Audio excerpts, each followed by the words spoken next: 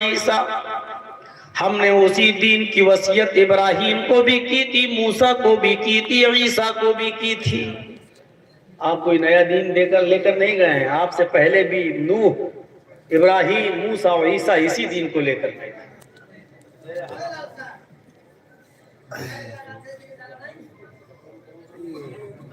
یہی دین تھا سب، اسی لیے کلمہ بھی سب کا ایک تھا۔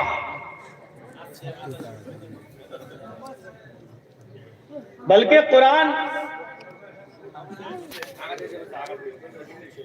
اتحاد بین المذاہب پر یہ آیت پیش کرتا ہے، قُلْ يَا أَهْلَ الْكِتَابِ تَعَالَوْا إِلَىٰ كَلِمَةٍ سَوَاءٍ بَيْنَنَا وَبَيْنَكُمْ۔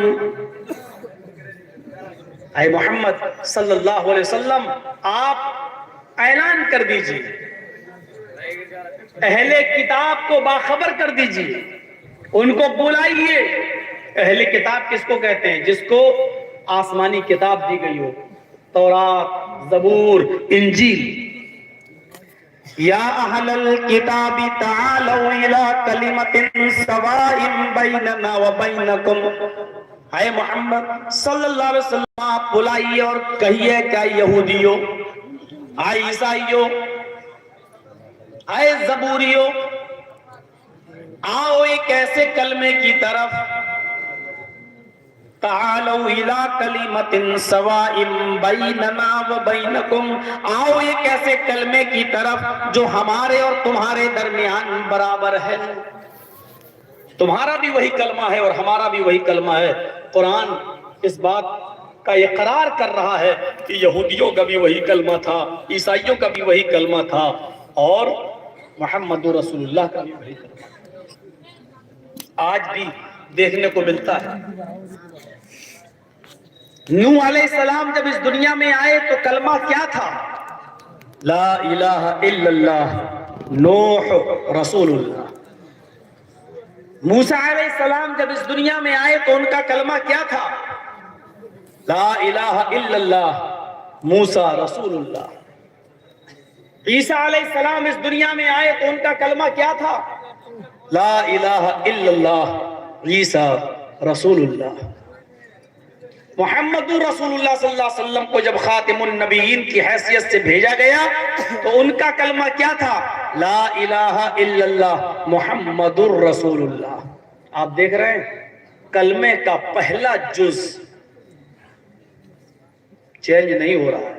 لا الہ الا اللہ نوح کے زمانے میں بھی تھا، لا الہ الا اللہ موسیٰ کے زمانے میں بھی تھا، لا الہ الا اللہ عیسیٰ کے زمانے میں بھی تھا، لا الہ الا اللہ محمد رسول اللہ کے زمانے میں بھی تھا۔ قرآن اسی بات کو دہرا رہا ہے اور کہہ رہا ہے، آؤ ایک ایسے کلمے کی طرف، تعالوا الی کلمۃ سواء بیننا وبینکم، آؤ ایک ایسے کلمے کی طرف جو ہمارے اور تمہارے درمیان برابر ہے۔ جب کلمہ ایک ہے تو اختلاف کیسا ہے؟ جب کلمہ ایک ہے تو دشمنی کیسی ہے؟ جب کلمہ ایک ہے تو ایک دوسرے کا خون کا پیاسا پھر ایک دوسرے کیوں ہے؟ اور یہ ہم اور آپ سب جانتے ہیں کہ اسلام نے سب کو ایک باپ کی اولاد بتایا ہے، ایک ماں کی سنتان بتایا ہے۔ دنیا میں کوئی بھی مذہب آپ اٹھا کر دیکھ لو، کوئی بھی دھرم اٹھا کر دیکھ لو، انسانیت کا اتنا بڑا علم بردار، جتنا بڑا علم بردار اسلام ہے، کوئی مذہب آپ کو نہیں ملے جو ہندوؤں کو، عیسائیوں کو، یہودیوں کو، عیسائیوں کو، سکھوں کو، جینیوں کو، بدھسٹوں کو، اور دنیا میں جتنے بھی دھرم زندہ ہیں ان تمام دھرم کے ماننے والوں کو ایک خاندان سے جوڑتا ہے، ایک خاندان کا بتاتا ہے، کبھی ایک خاندان سے جوڑتا ہے۔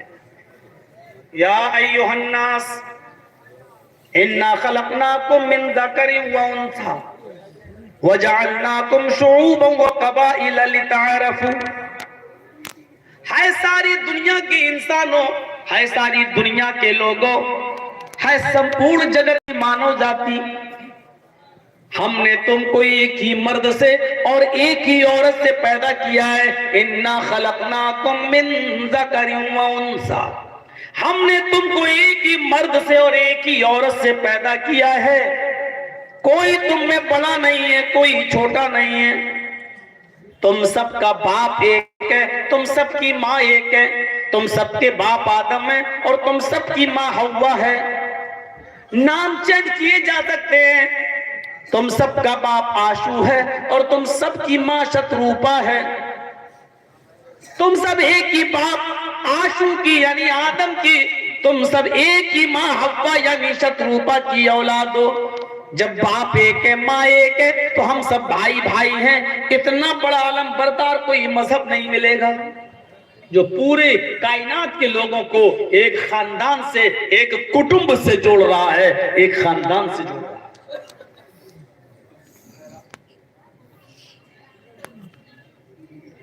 اس لیے بنیادی چیزیں آج بھی ایک ہیں، شکلیں صرف بگڑی ہوئی دکھائی دیتی ہیں۔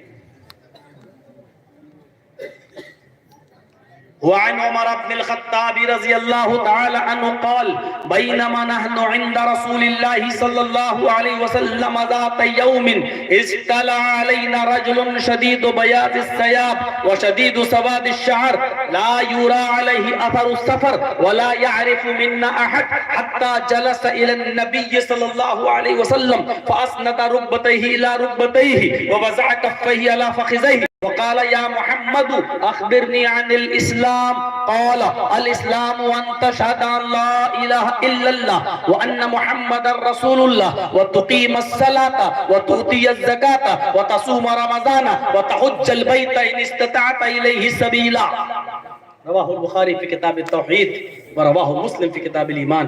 اس حدیث کو امام بخاری کتاب التوحید میں اور امام مسلم کتاب الایمان میں لائیں۔ اس حدیث کو حدیث جبریل کے نام سے یاد کیا جاتا ہے۔ میرے بھائیوں، حضرت عمر فاروق رضی اللہ تعالیٰ عنہ اللہ کے نبی صلی اللہ علیہ وسلم کے بارے میں بتاتے ہیں کہ ہم لوگ نبی کی محفل میں بیٹھے ہوئے تھے، چند صحابہ نبی کے ساتھ بیٹھے ہوئے تھے کہ اچانک ہم نے ایک شخص کو آتے ہوئے دیکھا، استلع علینا رجل شدید بیاض الثیاب، ایک آدمی کو ہم نے آتے ہوئے دیکھا، وہ بہت ہی زیادہ سفید کپڑے پہنے ہوئے تھا، شدید بیاض الثیاب، کپڑے بہت زیادہ سفید تھے، اور شدید سواد الشعر، بال بہت زیادہ کالے تھے،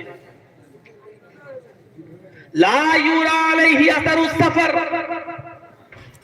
کپڑے اتنے چمک رہے تھے کہ ایسا نہیں لگ رہا تھا کہ یہ آدمی سفر سے آیا ہے، ایسا لگتا تھا جیسے یہیں کہیں سے آیا ہے، یہیں کہیں کا رہنے والا ہے، لیکن وہ یہاں کہیں کا رہنے والا بھی نہیں تھا، کیونکہ اگر آس پاس کا کہیں رہنے والا ہوتا تو ہم نے زندگی میں اس کو کبھی دیکھا ہوتا، لیکن ہم نے کبھی دیکھا نہیں، اس لیے وَلَا يَعْرِفُ مِنَّا أَحَدٌ، ہم میں سے کوئی اس کو پہچانتا بھی نہیں تھا کہ یہ کون ہے، آس پاس کا بھی نہیں تھا اور دور سے بھی نہیں دکھائی دے رہا تھا کہ دور سے آیا ہو، کیونکہ دور سے آنے والا مسافر پراگندہ حال ہوتا ہے، چہرے پہ مٹی ہوتی ہے، بال بکھرے ہوتے ہیں، کپڑے گندے ہوتے ہیں، دھول مٹی ہوتی ہے، لیکن اس کے کپڑے چمک رہے ہیں، اس لیے مسافر بھی نہیں لگ رہا۔ اگر مسافر نہیں تو ہمارے گاؤں کا بستی کا ہوگا، لیکن ہماری بستی کا بھی نہیں تھا، اگر بستی کا ہوتا تو کوئی پہچانتا، ہم میں سے کوئی پہچان بھی نہیں رہا تھا۔ حتی جلس الی النبی صلی اللہ علیہ وسلم، وہ آیا اور نبی اکرم کے پاس آ کر بیٹھ گیا، فاسند رکبتیہ الی رکبتیہ، نبی اکرم کے گھٹنوں سے اپنے گھٹنے ملا دیے، اللہ کے نبی کے پاس بیٹھ گیا۔ ہم لوگ اتحیات میں بیٹھتے ہیں نا، ایسے اللہ کے نبی بیٹھے تھے اور یہ آیا اور ایسے ہی بیٹھ گیا، اپنے گھٹنے اللہ کے نبی کے گھٹنوں سے ملا دیا، فاسند رکبتیہ الی رکبتیہ، اور اپنے دونوں ہاتھ کی ہتھیلیاں نبی کی ران پر رکھ لی، ایسے ایسے بیٹھ گئے نبی کی ران پر، وقال یا محمد، اور کہا اے محمد، اس نے یا رسول اللہ نہیں کہا، نام لیا۔ اگر ہماری بستی کا کوئی آدمی ہوتا تو یا محمد نہیں کہتا، یا رسول اللہ کہتا، یہ کون اجنبی آدمی ہے جو آ کر نام لے رہا ہے؟ قال یا محمد، آئے محمد اخبرنی عن الاسلام، ہمیں اسلام کے بارے میں بتائیے کہ اسلام کسے کہتے ہیں۔ اور تو اللہ کے نبی نے فرمایا اسلام کے بارے میں جاننا چاہتے ہو کہ ہاں، کہا الاسلام ان تؤمن، الاسلام ان تشهد ان لا الہ الا اللہ، اسلام یہ ہے کہ تم اللہ کے علاوہ کسی اور کو معبود نہ مانو، اس بات کی گواہی دو کہ اللہ کے علاوہ کوئی معبود نہیں، وَأَنَّ مُحَمَّدَ الرَّسُولُ اللہ، اور اس بات کی گواہی دو کہ محمد اللہ کے رسول ہیں، وَتُقِيمَ الصَّلَاةَ، پانچوں وقت کی نماز پابندی کے ساتھ قائم کرو، وَتُؤْتِيَ الزَّكَاةَ، استطاعت ہونے پر، صاحب حیثیت ہونے پر اپنے مال کی پوری زکاة ادا کرو، وَتَصُومَ رَمَضَانَ، رمضان کے پورے مہینے کے روزے رکھو، وَتَحُجَّ الْبَيْتِ إِنِ اسْتَطَعْتَ إِلَيْهِ سَبِيلًا، اور خانہ کعبہ کی زیارت کرو، حج کرو، اگر وہاں تک جانے کی استطاعت ہے تو، وہاں تک جانے کی طاقت ہے تو تم حج بھی کرو۔ یہ بنیادی چیزیں تقریباً ہر مذہب کے اندر ہیں۔ جہاں تک کلمے کا تعلق ہے تو وہ ہر مذہب کے اندر موجود ہے۔ عیسائیوں میں there is no God but God is only one without second، اس شکل میں ملتا ہے۔ ہندو دھرم کے اندر ایکم برہما دتیہ ناستے ناستے کنچن، اس شکل میں ملتا ہے، اور کہیں کہیں تو کھل کے ملتا ہے، لا الہ ہرن پاپن الا اللہ پرم پدم۔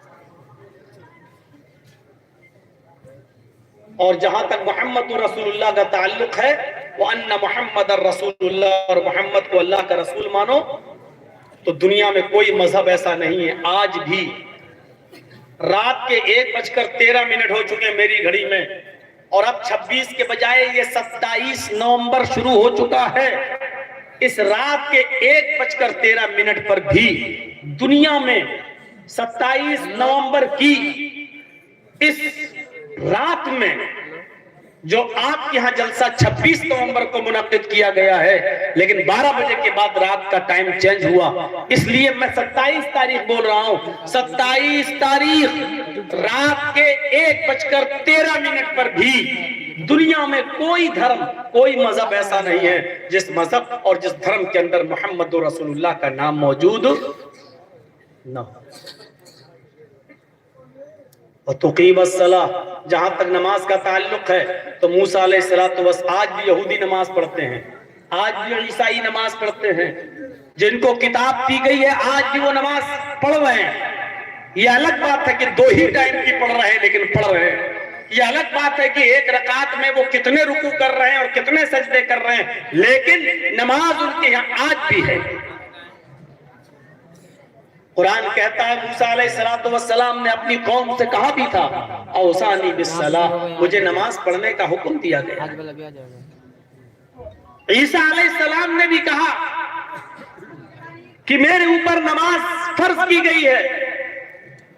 ابراہیم علیہ السلام بھی نماز پڑھا کرتے تھے، بلکہ ابراہیم علیہ السلام کی تو دعا اللہ رب العالمین نے قرآن میں ریکارڈ کی ہے، وہ یہ کہا کرتے تھے، آپ دیکھیے، ان صلاتی و نسکی و محیایا و مماتی للہ رب العالمین، ان صلاتی میری نماز، و نسکی اور میری قربانی، و محیایا اور میری زندگی، و مماتی اور میری موت، للہ رب العالمین اللہ رب العالمین کے لیے ہے۔ یہ نماز کا ذکر بھی ہر مذہب کے اندر موجود ہے۔ ہندو دھرم کے اندر بھی نماز کی ایک شکل ملتی ہے، یوگی اجیت ستتماتمانم رہاسے ستھا ایکاکی اچتاپیما نراشیر پرگرہ، شریمد بھاگوت گیتا ادھیائے 6 منتر نمبر 10۔ جب تم ایشور کی پوجا کرنے کے لیے کھڑے ہو تو پورے شریر کا یوگ کر لو، پورے شریر کی ایکسرسائز کر لو، پورے شریر کو جھکا لو۔ یہ شکل و صورت صرف نماز میں ہوتی ہے۔ اللہ اکبر کہہ کر اوپر نیت باندھو، کھڑے ہو کر ایکسرسائز، اللہ اکبر کہہ کر رکوع میں جاؤ، ریڑھ کی ہڈی اور پیٹھ اتنی سیدھی ہو جائے کہ پانی کا بھرا ہوا برتن بھی اگر آپ کی پیٹھ پر رکھا جائے تو گرنے نہ پائے. یہ آپ کی کمر کی ایکسرسائز. اور سجدے میں جب آپ جاتے ہیں اور پیروں کی انگلیاں زمین پر جب آپ موڑتے ہیں اور ان کو قبلے کی طرف کرتے ہیں تو پیروں کی انگلیوں سے جو نسیں کھنچتی ہیں وہ آپ کی ریڑھ کی ہڈی اور ریڑھ کی ہڈی سے کھنچتے ہوئے وہ دماغ تک آتی ہے اور خون کا سرکولیشن پوری دماغ تک پہنچ جاتا ہے جب آپ سجدے میں جاتے ہیں.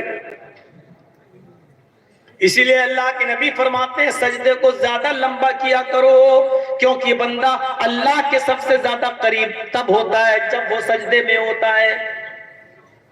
سجدے کو لمبا کرنے کا حکم ہے، اور لمبا کرنے کا ایک فائدہ یہ ہے کہ پورا دن جو ہم اور آپ کھڑے رہتے ہیں، چلتے پھرتے رہتے ہیں، کام کرتے رہتے ہیں، تو خون کا سرکولیشن، خون کا دوران ہمارے دماغ تک اتنا نہیں پہنچ پاتا جتنا ہمارے دماغ کی نسوں اور رگوں کو بلڈ کی ضرورت پڑتی ہے، اتنا نہیں پہنچ پاتا. اس لیے جب ہم سجدہ کریں گے اور لمبا سجدہ کریں گے تو خون کا دوران اور خون کا سرکولیشن دماغ کی ایک ایک رگ تک پہنچ جائے گا. ڈاکٹر مورس بوکائے کہتے ہیں کہ جو آدمی 5 وقت کا نمازی ہو اور سجدہ لمبا کرتا ہو، امریکہ کا بہت بڑا ڈاکٹر، وہ لکھتا ہے کہ جو آدمی اسلام کے مطابق سجدہ کرنے والا بن جائے، ایسے شخص کو برین ہیمبریج کی بیماری نہیں ہو سکتی ہے، اس کے دماغ کی نس نہیں پھٹ سکتی ہے. نماز پوری ایک ایکسرسائز ہے.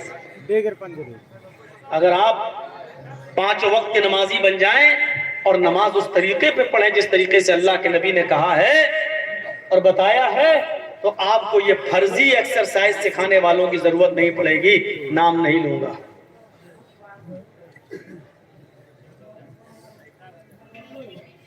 آج کل جو فرضی لوگ پیدا ہو گئے ہیں ایکسرسائز سکھانے والے،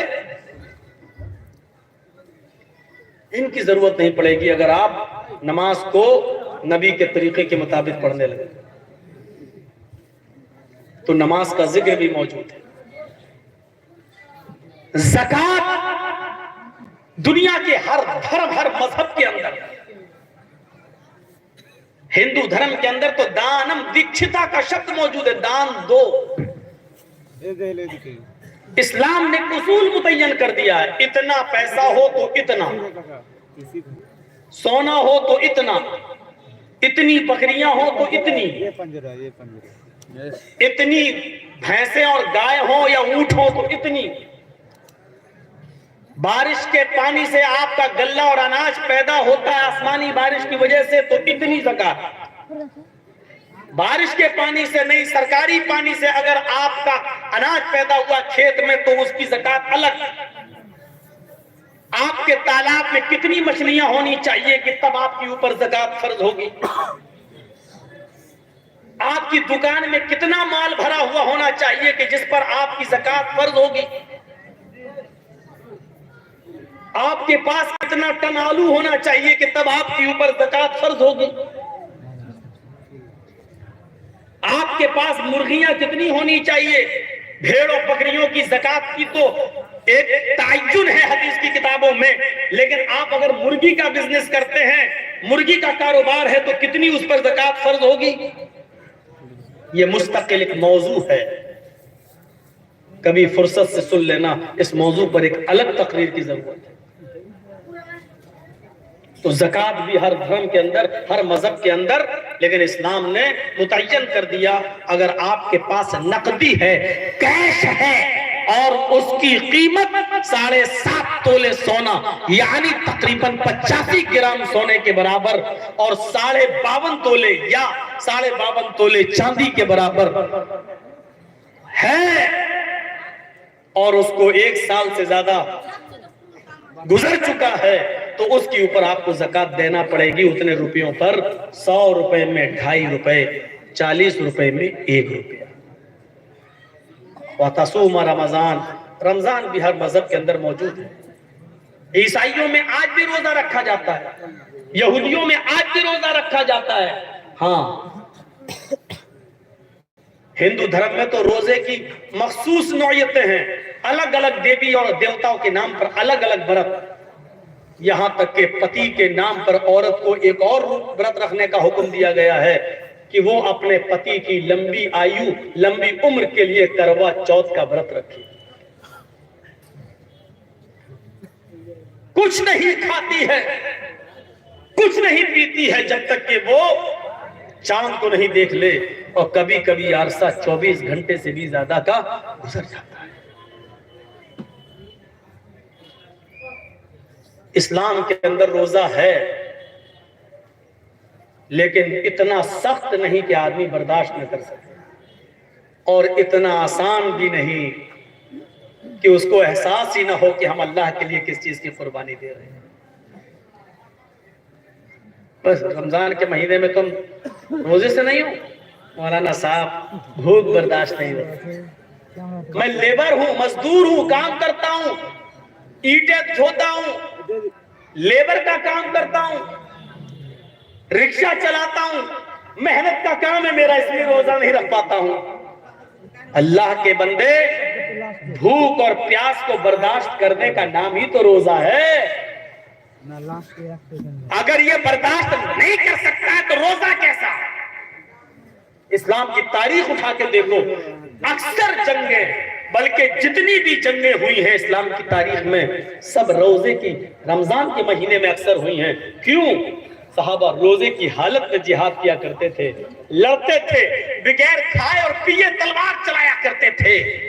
کبھی کبھی صبح سے شام ہو جایا کرتی تھی کافروں سے لڑتے لڑتے, اور کمزور ہو جایا کرتے تھے, لیکن ان کے دل میں تمنا یہ تھی اس حال میں اگر شہید ہو جاؤں تو اللہ کے ہاں مجھے اور ثواب ملے گا. میرے پیارے ساتھیوں, تصور کرو جہاد ویسے ہی ایک بہت بڑا کام, محنت, بھوک, اس میں آرام نہیں ہوتا ہے, دشمن سے بچنا بھی پڑتا ہے اور وار بھی کرنا پڑتا ہے, دوڑنا بھی پڑتا ہے اور پہاڑی اور درختوں کی اوٹ میں چھپنا بھی پڑتا ہے. لیکن اس کے باوجود وہ روزے کی حالت میں ہیں اور جہاد کر رہے ہیں. ہم روزہ رکھ کر رکشہ نہیں چلا سکتے, روزہ رکھ کر ہم مزدوری نہیں کر سکتے. روزہ اس لیے نہیں رکھتے کیونکہ کھینی نہیں چھوٹتی ہے, رات سری نہیں چھوٹتی ہے, رجنی گندھا نہیں چھوٹتا ہے, بیڑی اور سگریٹ. روزہ بھی ہر مذہب کے اندر, وَتَحُجَّ الْبَيْتَ, اور حج کرو, حج بھی ہر مذہب کے اندر ہے. یہ الگ بات ہے کہ ان کے ہاں تیرتھ استھان الگ الگ ہیں. یہودیوں کا تیرتھ استھان اسرائیل میں ہے. دنیا بھر کے یہودیوں کو اسرائیل جانے کا حکم ہے. عیسائیوں کا بھی تیرتھ استھان ہے.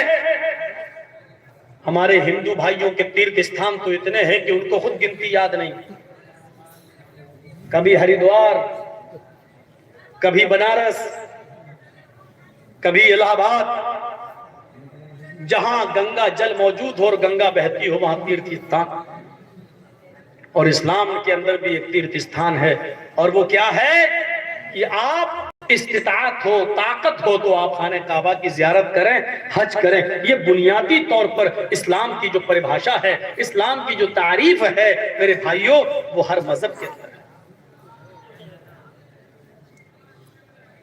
اس سے پتہ چلتا ہے کہ اسلام محمد رسول اللہ کا اکیلا دین نہیں ہے. آدم سے لے کر محمد صلی اللہ علیہ وسلم تک جتنے بھی نبی آئے سبھی اسلام کو لے کر آئے. لیکن نبی اکرم کے بعد اسلام کو مکمل کر دیا. الیوم اکملت لکم دینکم واتممت علیکم نعمتی ورضیت لکم الاسلام دینا. آج میں نے تمہارے لیے تمہارے دین کو کمپلیٹ کر دیا, مکمل کر دیا, اور اپنی نعمتوں کا اتمام کر دیا, اپنی نعمتیں پوری کر دی. وَرَضِيتُ لَكُمُ الْإِسْلَامَ دِينًا, اور آج میں تمہارے اس دین سے, اس اسلام سے میں راضی اور خوش ہو گیا. آج میں تمہارے اس دین سے, اسلام سے راضی اور خوش ہو گیا. یہ وہی اسلام ہے جو نبی اکرم کے زمانے میں مکمل ہوا, اور اللہ اسی اسلام سے راضی ہے جو نبی نے ہمیں دیا. یاد رکھنا, جو دین نبی نے ہمیں نہیں دیا اور نبی اکرم کے گزر جانے کے بعد بہت سے کچھ ملاؤں نے اپنی طرف سے اس دین میں نئی نئی چیزیں ایجاد کر کے ہمیں دی ہیں، وہ دین نہیں ہو سکتی۔ آپ دیکھ لیجئے،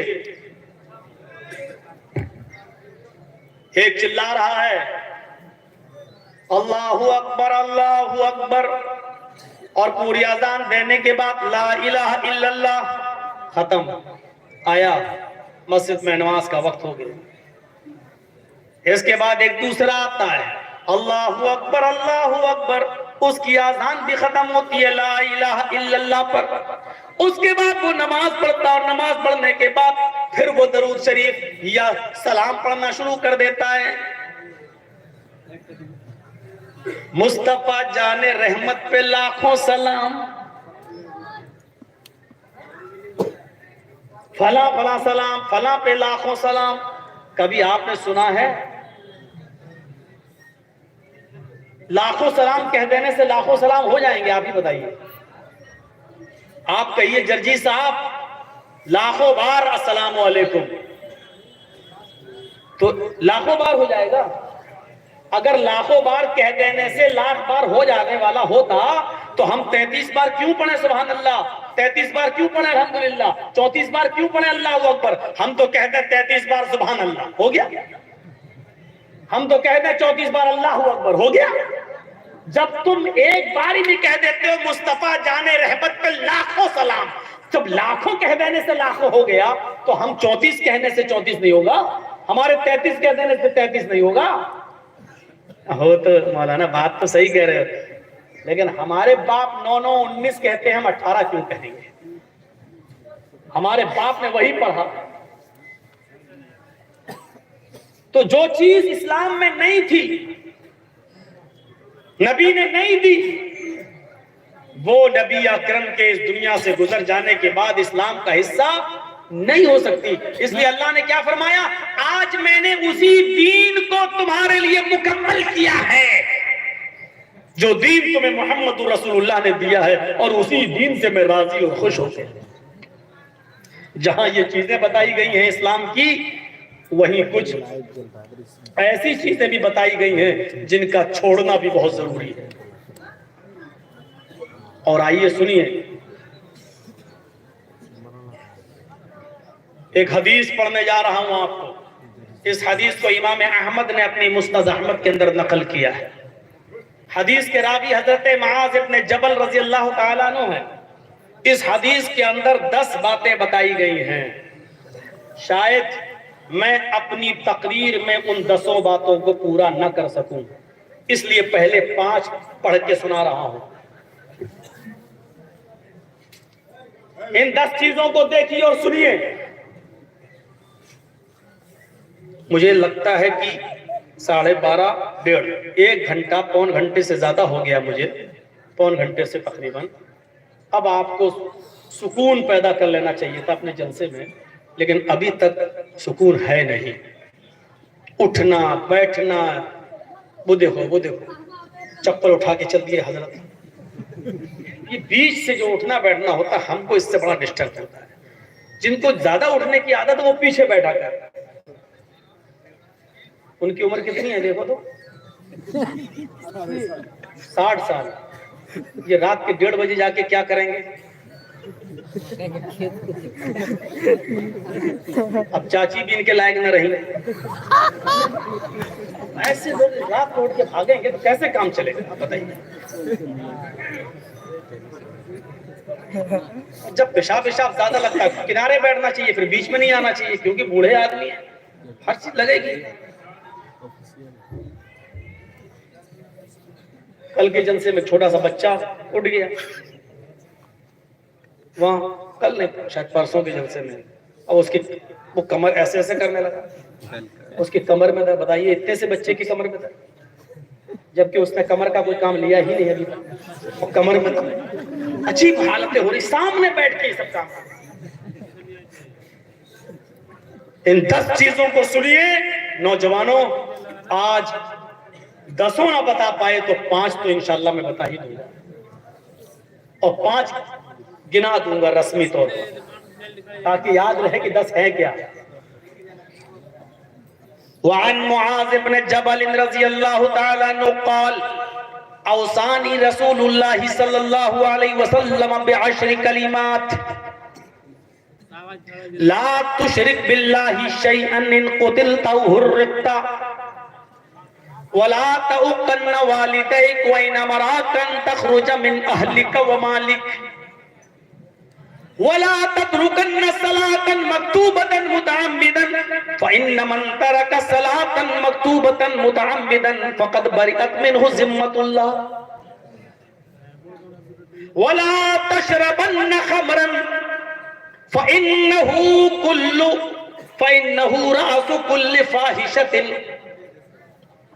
إياك بالمعصية فإن بالمعصية حل سخط الله عز وجل. فی الحال 5 چیز یہ بھی اسلام کا ایک حصہ ہے. آپ عبادت کر رہے ہیں, حج کر رہے ہیں, زکوٰۃ دے رہے ہیں, کلمہ پڑھ رہے ہیں, لیکن ان چیزوں سے اگر آپ رک نہیں رہے ہیں تو آپ اسلام کے اندر داخل نہیں. معاذ ابن جبل کہتے ہیں کہ اللہ کے رسول صلی اللہ علیہ وسلم نے مجھے 10 باتیں بتائیں, 10 چیزوں کی مجھے وصیت کی, 10 چیزوں کا مجھے حکم دیا. ان 10 چیزوں میں پہلی چیز کیا بتائی؟ لا تشرک باللہ شیئا ان قتلت او حرقت. اے معاذ, اللہ کے ساتھ کبھی بھی کسی بھی حال میں کسی غیر کو شریک مت کرنا. چاہے تمہیں قتل کر دیا جائے یا تمہیں جلا کر راکھ کر دیا جائے, تمہاری باڈی کو جلا کر ہوا میں اڑا دیا جائے, کچھ بھی کیا جائے, لیکن اللہ کے ساتھ کسی کو شریک مت کرنا. شرک سب سے بڑا گناہ. ان اللہ لا یغفر ان یشرک بہ ویغفر ما دون ذلک لمن یشاء. اللہ شرک کو کبھی معاف نہیں کرے گا اور اس کے علاوہ جس کو چاہے گا بخش دے گا. اس اپنی قدرت سے جس کو چاہے گا معاف کر دے گا, لیکن شرک کو کبھی معاف نہیں کرے گا. اگر کسی مشرک کو اس کے شرک کی وجہ سے معافی ملنے کی اجازت ہوتی یا معاف کیا جا سکتا ہے کوئی مشرک, تو وہ اللہ کے رسول کے چچا ابو طالب ہیں, لیکن ابو طالب کو بھی معاف نہیں کیا جائے گا.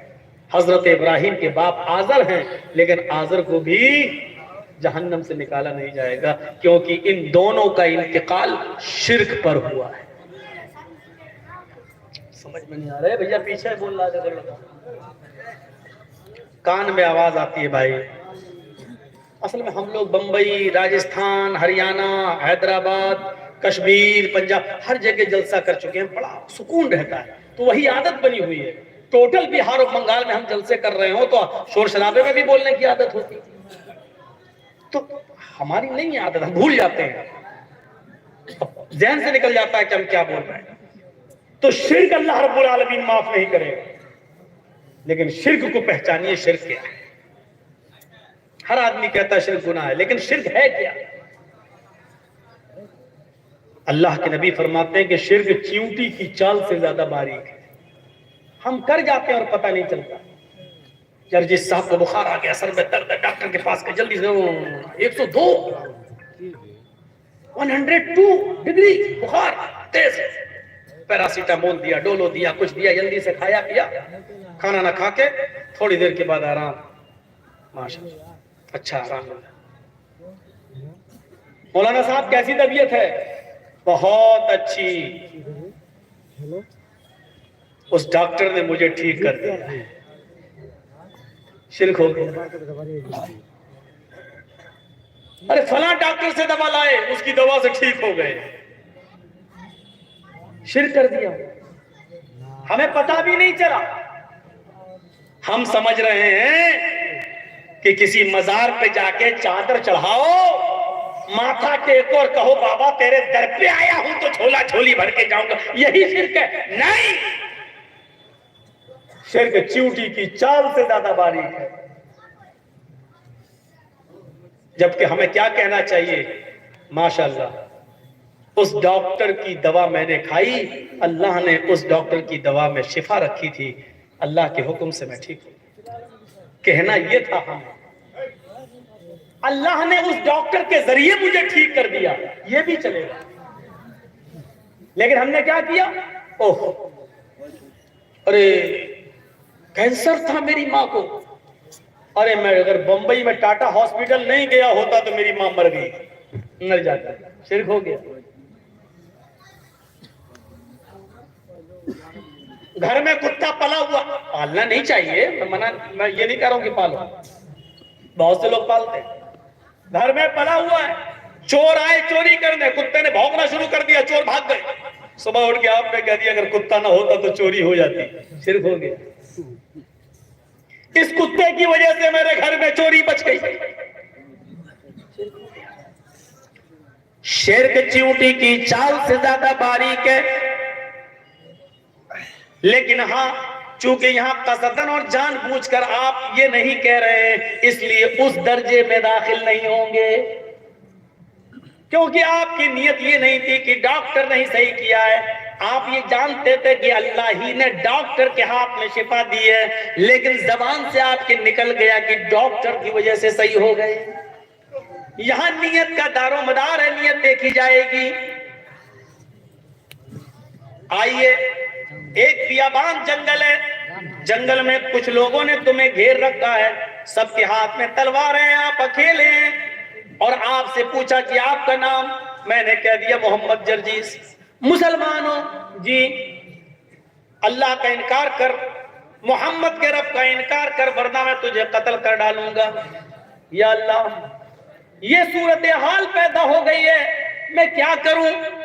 حدیث کی کتاب مسلم شریف کی حدیث کے الفاظ یہ کہتے ہیں کہ اللہ کے نبی سے یہی سچویشن ایک صحابی نے پوچھی تھی کہ جنگل میں اکیلے پڑ جاؤں اور لوگ مجھے گھیر لیں اور وہ یہ کہیں کہ محمد کے رب کا انکار کر، اللہ کا انکار کر، تب میں تجھے چھوڑوں گا۔ تو اللہ کے رسول اگر میری جان جا رہی ہو لیکن اللہ کا انکار کرنے سے اگر میری جان بچ رہی ہو تو میں کیا کروں؟ اللہ کے نبی یہاں کیا فرماتے ہیں؟ آپ نے فرمایا اگر اللہ کا انکار کر کے تیری جان بچ رہی ہے تو بچا لے، اللہ کا انکار کر دے، کیونکہ جب تو کلمہ پڑھتا ہے تو اس کا پہلا حصہ بھی انکار پر ہی مشتمل ہے۔ لا الہ، کوئی معبود نہیں۔ آپ تو اللہ کا بھی انکار کر رہے ہو نا، لا الہ، کوئی ہے ہی نہیں الرب، کوئی ہے ہی نہیں معبود الا اللہ کہہ کے اللہ کا اقرار کر رہے ہو۔ پہلے تو آپ انکار ہی کر رہے ہو نا، پہلے لا الہ الا اللہ، لا الہ، کوئی ہے ہی نہیں، اللہ کا بھی انکار، بعد میں کہہ رہے ہو الا اللہ۔ تو اگر اللہ کا انکار کرنے سے تیری جان بچ رہی ہے تو بچا لے، جب وہ تجھے چھوڑ کر گھر پہ آ جائے تو پھر الا اللہ کہہ دینا، یعنی اللہ کے علاوہ کوئی فرق نہیں پڑے گا، تمہاری جان بچ جائے تو ایسا کر سکتے ہو۔ اللہ کا انکار کر کے تیری جان بچ رہی ہے تو بچا لے۔ اس نے مسئلہ بدل دیا، اس صحابی نے مسئلہ پوچھا، اللہ کے رسول اگر وہ یہ کہے کہ میرے مالک کو سجدہ کرو، بھائی ان 5-6 لوگوں میں اس کا کوئی سردار بھی ہو اور وہ یہ کہے کہ نہیں 5-6 آدمی مجھے گھیر لیں، سب کے ہاتھ میں تلوار ہے، وہ یہ کہیں کہ میرے مالک کو سجدہ کرو تب میں تمہیں چھوڑوں گا، اس کے سامنے سر جھکاؤ تب میں چھوڑوں گا، اور سجدہ کرنے سے ہی میری جان بچ سکتی ہے ورنہ نہیں، تو کیا میں سجدہ کر دوں؟ تو اللہ کے نبی نے یہاں کیا جواب دیا وہ سنیے۔ اللہ کے نبی فرماتے ہیں نہیں، ان قتلتا او حرقتا، اگر تجھے ٹکڑے ٹکڑے بھی کر دیا جائے تو کروا لینا، جلا کر راکھ کر دیا جائے تو کروا لینا، لیکن اللہ کے علاوہ کسی اور کو سجدہ نہ کرنا۔ شرک سمجھ گیا؟ اللہ کو یہ منظور ہے کہ بندہ میرا انکار کر دے، لیکن اللہ کو یہ گوارا نہیں ہے کہ میرا حق مار کر وہ کسی اور کو دے دے، سجدہ میرے لیے ہے یہ کسی اور کو کر دے، یہ اللہ کو گوارا نہیں ہے۔ اے درے غیر پر سر جھکانے والوں، جنگل کے اندر اپنی جان بچانے کے لیے بھی کسی غیر کے سامنے سجدہ کرنا جائز نہیں ہے۔ اللہ کا انکار کر کے جان بچ رہی ہے تو بچا لو، لیکن اگر کسی کو سجدہ کر کے تمہاری جان بچ رہی ہے تو نہیں بچا سکتے ہو۔ مر جانا گوارا کر لو لیکن غیر کو سجدہ نہ کرو. مسند احمد ہی کی ایک حدیث ہے نا کہ دو لوگ ایک بت کے پاس سے گزرے. مر رجلان علی صنم, ایک بت کے پاس سے گزرے, ایک مورتی کے پاس سے گزرے. مورتی پر ایک آدمی بیٹھا ہوا تھا, جیسے آج مندروں میں بیٹھے ہوتے ہیں, مزاروں پہ بیٹھے ہوتے ہیں, اس پتھر کی مورتی پر ایک آدمی بیٹھا ہوا تھا. ان دونوں سے کہنے لگا قرب شیئا, کچھ چڑھاؤ اس مورتی پر, کچھ چڑھاؤ. سنیے, بہت غور سے سننا, اس مورتی پر کچھ چڑھاؤ. ان دونوں نے کہا کہ ہمارے پاس تو چڑھانے کے لیے کچھ نہیں ہے, میں کیا چڑھاؤں. اس نے کیا کہا قرب ولو ذبابا, ایک مکھی ہی مار کے چڑھاؤ, لیکن چڑھاؤ, اگر نہیں چڑھاؤ گے تو جانے نہیں دیں گے. یہ ہمارے بزرگ کی مورتی اور تم کچھ نہیں چڑھاؤ گے, یہ ہمارے بھگوان کی دیوی دیوتا کی مورتی اور تم کچھ نہیں چڑھاؤ گے. چڑھاؤ, کہا کچھ نہیں ہے, کہا مکھی ہی مار کے چڑھاؤ. ایک آدمی نے مکھی ماری, ان میں سے ایک نے, اور چڑھا دیا. ان دونوں میں سے ایک نے مکھی ماری اور اس بت پہ چڑھا دیا. فخلوا سبیلا, ان لوگوں نے اس کا راستہ چھوڑ دیا, جاؤ تم نے مکھی مار کے چڑھا دی, تم جاؤ, تمہاری جان ہم نے بخش دی. دوسرے سے کہا تم بھی چڑھاؤ. اس نے کہا نہیں, میں غیر اللہ پر کوئی چیز نہیں چڑھا سکتا. حدیث کے الفاظ ہیں فقتلوہ, اس مورتی پر بیٹھے ہوئے لوگوں نے مل کر اس کو مار ڈالا. کس جرم میں؟ اس نے مکھی بھی مار کے نہیں چڑھائی, اس کو مار ڈالا. فدخل الجنہ, اللہ نے اس کو جنت میں داخل کر دیا. ایک مکھی جس نے مار کے چڑھائی وہ کہاں گیا؟ جہنم میں. ہم کیا کیا چڑھا دیتے ہیں. چلو بھیا جلدی کر لو, مدرسے کا معاملہ ہے. جو لوگ, آپ لوگ اگر یہ کام پہلے کر دیں تو ہم لوگوں کو کیوں ٹینشن نہیں کرنے دیں. مدرسے کا معاملہ دے دیجئے بھائی, آپ لوگوں کے مدرسے چل رہے ہیں, اللہ نہ کرے کہ اور جگہوں کی طرح حالات خراب ہو جائیں, مدرسے بند ہو جائیں. آپ دیجئے مدرسے کا تعاون زیادہ سے زیادہ کریے, مدرسوں ہی کے لیے تو جلسے کرائے جاتے ہیں. تو ایک مکھی چڑھائی تو کہاں گیا؟ تو شرک کو سمجھنے کی کوشش کریے, شرک کسے کہتے ہیں. ایک اور شرک کو سمجھیے, اور بہت اچھی مثال دے رہا ہوں میں. یہ کون سی جگہ ہے؟ چمنی بازار. آپ کی یہاں کا کوئی آدمی دلی میں کام کرتا ہے, 2 4 6 7 مہینے 8 مہینے 1 سال کے بعد آتا ہے. چمنی بازار سے ایک آدمی دلی گھومنے گیا, آپ کے ہاں ٹھہرا, آپ نے اس کو قطب مینار گھمائی, آپ نے اس کو دلی کی جامع مسجد گھمائی, لال قلعہ گھمایا. اب وہ واپس آ رہا ہے, آپ نے اس کو کہا بھائی اب تم چمنی بازار جا رہے ہو؟ جی. گاؤں میں میری بیوی رہتی ہے, بچے رہتے ہیں. جی. 5000 روپے کی خوبصورت ساڑی خرید کر دلی سے آپ نے اس کو دی, لیجئے میری بیوی کو دے دیں. آپ اس کی ساڑی کو لے کر آ رہے ہیں, گھر پہنچتے ہیں, اپنے نہاتے ہیں, دھوتے ہیں, ناشتہ پانی کرتے ہیں, چل دیے. کہاں؟ اپنے دوست کی بیوی کے پاس اس کو ساڑی دینے کے. دروازہ کھٹکھڑاتے ہیں, بیوی نے دروازہ کھولا. جیسی دروازہ کھلتا ہے سامنے گاؤں کا آدمی کھڑا ہے, اندر دوست کی بیوی ہے. بیوی نے کہا کہیے کیسے آنا ہوا؟ آپ کے شوہر نے آپ کے لیے ساڑی بھیجی ہے بھابھی, میں دلی گیا تھا گھومنے کے لیے, آپ کے شوہر کے پاس رکا تھا, جب واپس آنے لگا تو آپ کے ہسبینڈ نے آپ کے شوہر نے یہ خوبصورت ساڑی بھیجی آپ کے لیے. ایمانداری کے ساتھ بتائیے گا, دل سے بتائیے گا, جرجیز کا چہرہ دیکھ کر نہیں. بیوی کو کس کی تعریف کرنا چاہیے؟ ایمانداری کا جواب یہی ہے, جس نے ساڑی بھیجی اس کی, یعنی شوہر کی تعریف.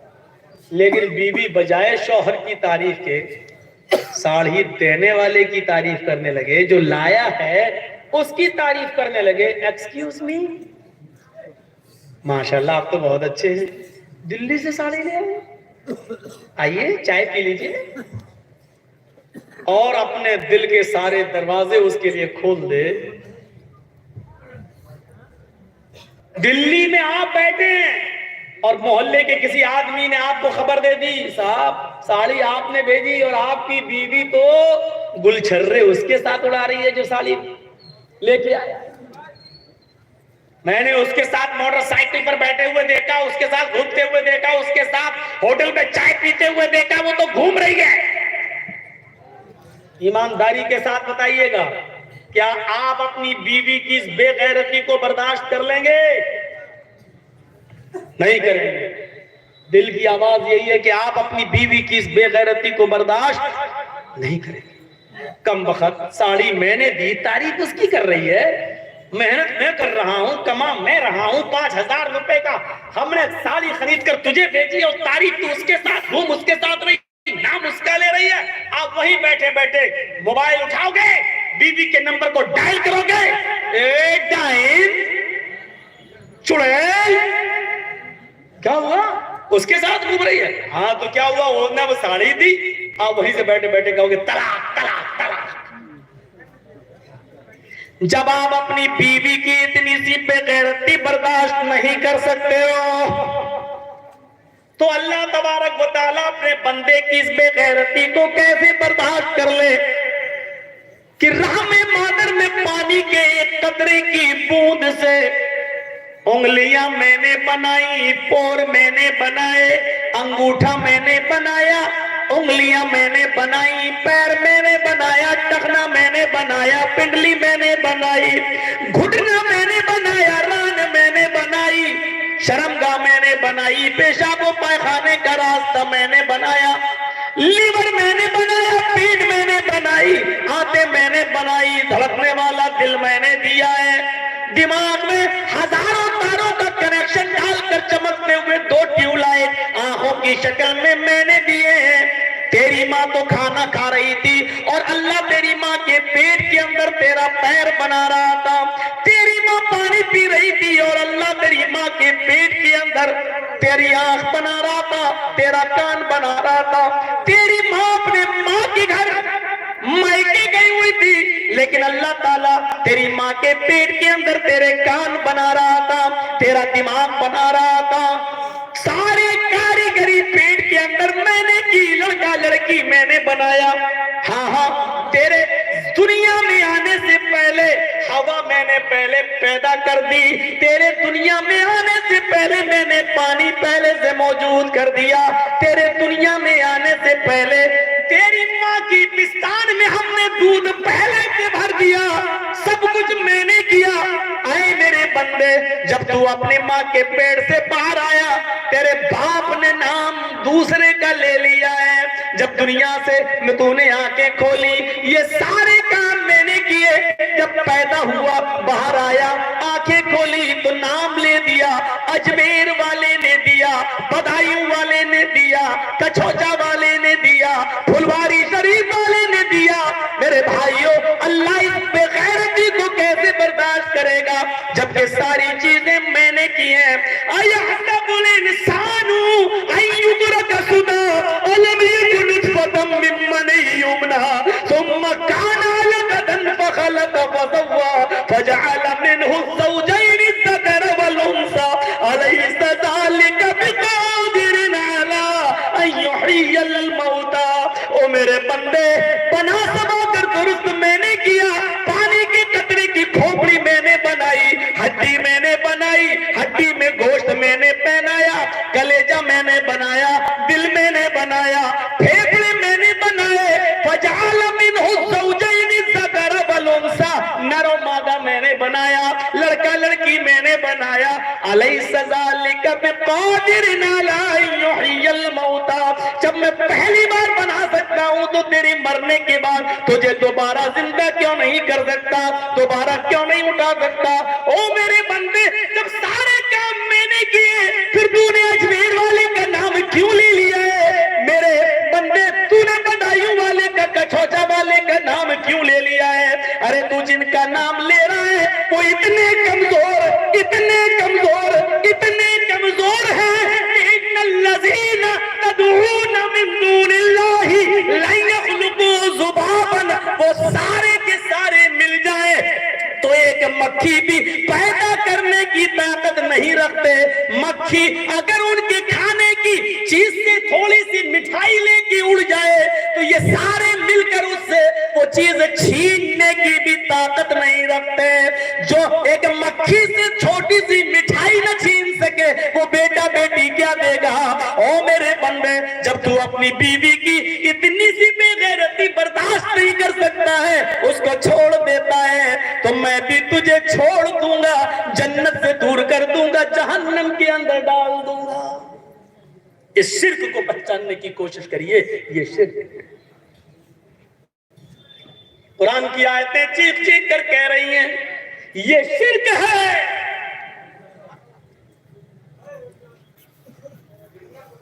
हमको पहचानने की जरूरत है। ला तुशरिक बिल्लाहि, तुम शिर्क मत करना। इन कुतिलता, चाहे तुम्हें कत्ल कर दिया जाए, और हुर्रिकता, या तुम्हें जला कर राख कर दिया जाए, जल जाना गवारा कर लेना। और जाहिर बात है, अच्छा आप देख लीजिए ये क्या चीज है। एक आदमी लिंचिंग का शिकार होता है, कई लोग उसको मिलकर मारते हैं, वो अकेला होता है, उससे जबरदस्ती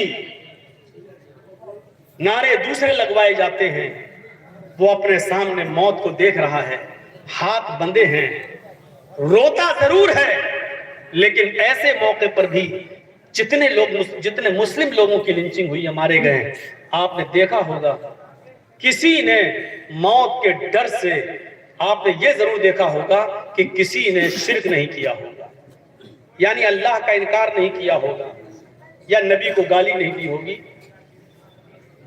ये हो सकता है कि जबरदस्ती मार पड़ रही हो, जय श्री राम बोल रहा हो, जय श्री राम, वंदे मातरम, भारत माता की जय, ये सब बोल सकता है, बोल रहा है, लेकिन कभी आपने ये नहीं देखा होगा कि किसी ने अल्लाह को गाली दी हो या उसने मोहम्मद रसूलुल्लाह को गाली दी। कहा इन कुतिलता हुर्रिकता, अगर शिर्क कराने पर मजबूर किया जाए तो कत्ल हो जाना, लेकिन शिर्क मत। और एक बात बता दूं आपको, इसका ताल्लुक ईमान की ताकत से। आपके गांव में इसी जगह पर अभी एक पुलिस वाला आ जाए, निहत्था हो, उसके पास कोई न बंदूक हो, न लाठी हो, न डंडा, कुछ ना हो, और अचानक आपके पास आ जाए और आप जानते हैं कि हमारे थाने का धमकाने लगे कि ऐसा हो रहा है इस गांव में, शराब पिलाई जा रही है, जुआ खेला जा रहा है, अकेला पुलिस वाला पूरे गांव को धमकाता है, डराता है, जबकि उसके पास न पिस्टल है, न बंदूक है, न राइफल है, न डंडा है, और पूरा का पूरा गांव उस एक पुलिस वाले के सामने भीगी बिल्ली बना है। क्यों? उसकी सुन रहा है, क्यों? उसके सामने सब खामोश हैं, वजह क्या है? क्यों? उसकी सिर्फ वजह यह है क्योंकि आप जानते हैं कि पुलिस वाला अकेला नहीं है, तन्हा है जरूर, लेकिन वो सरकारी ड्यूटी पर है और गवर्नमेंट उसके साथ है।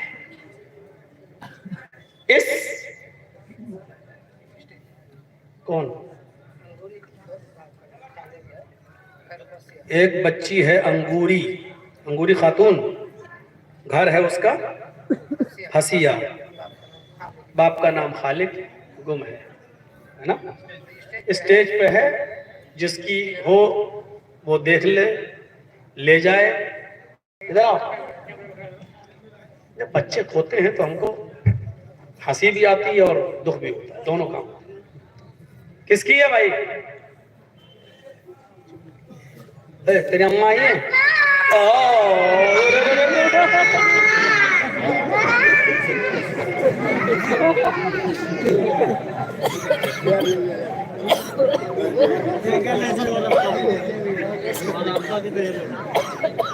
एक अच्छी سنی جب تک ابا نہیں ملے تھے تو چپ تھی، ابا مل گئے تو خوش ہونا چاہیے تو رو رہی ہے۔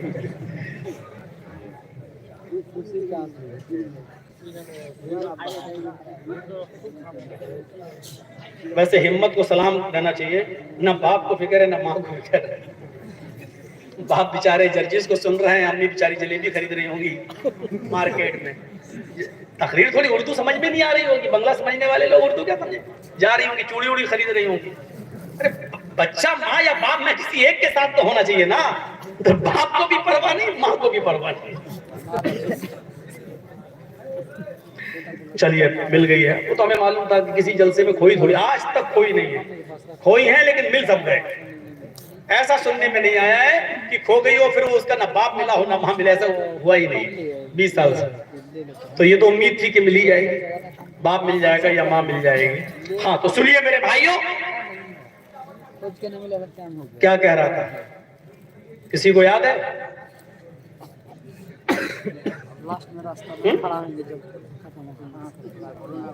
شیرک تو ہمیں بھی معلوم ہے، بول کیا رہا تھا؟ یا اللہ کسی کو یاد نہیں۔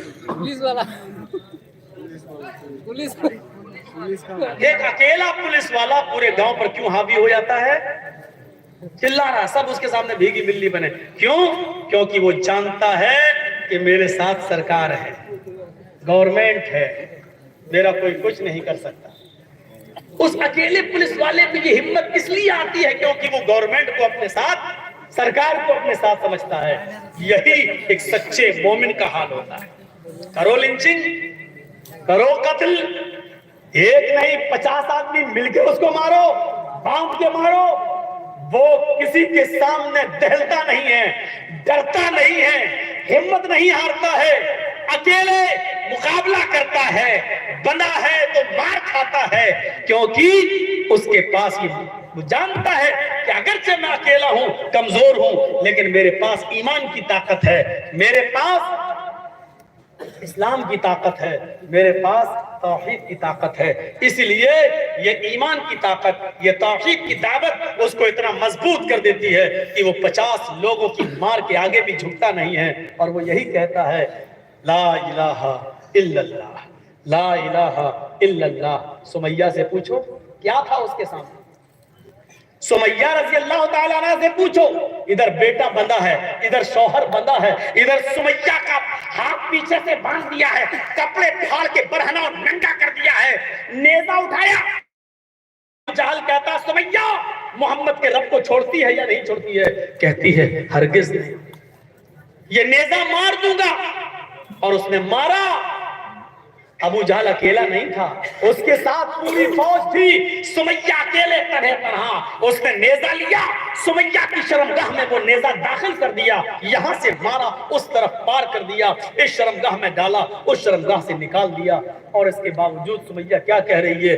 یا ثبت قدمی علی دینک یا ارحم الراحمین، اے ارحم الراحمین، اے اللہ میرے قدم کو اپنے دین پر ثابت رکھنا، میرا قدم پھسل نہ جائے، میرا دین مجھ سے چھوٹ نہ جائے۔ غور کیجئے، سمیہ ابو جہل، ابو لہب اور ان کے سارے دشمنوں کے سامنے اکیلے ہیں، ہاتھ بندھے ہیں، انداب نہانی میں نیزہ داخل کر دیا گیا۔ وہ نہ ابو جہل سے ڈر رہی ہے، نہ نیزے سے ڈر رہی ہے، نہ تلوار کا خوف ہے، نہ پورے ابو جہل کے فوج اور اس کے قوم اور اس کے ساتھیوں کا ڈر ہے۔ یہ کون سی چیز ہے جو سمیہ کو پہاڑ کی چٹان بنا کر کھڑا کیا ہوا ہے، اور سمیہ کے دل میں کسی کا خوف نہیں ہے؟ اس کی لنچنگ ہو رہی ہے لیکن سمیہ کسی سے ڈر نہیں رہی ہے۔ یہ وہی ایمان کی طاقت ہے۔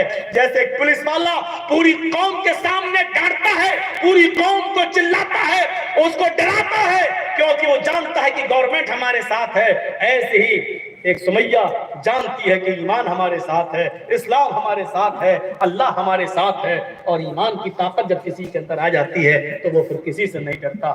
ہر مسلمان جو یہاں بیٹھا ہے وہ غور کرے کہ اس کے اندر کتنا ایمان ہے۔ ہمارے ایمان تو 2 GB نیٹ میں دکھ جاتے ہیں۔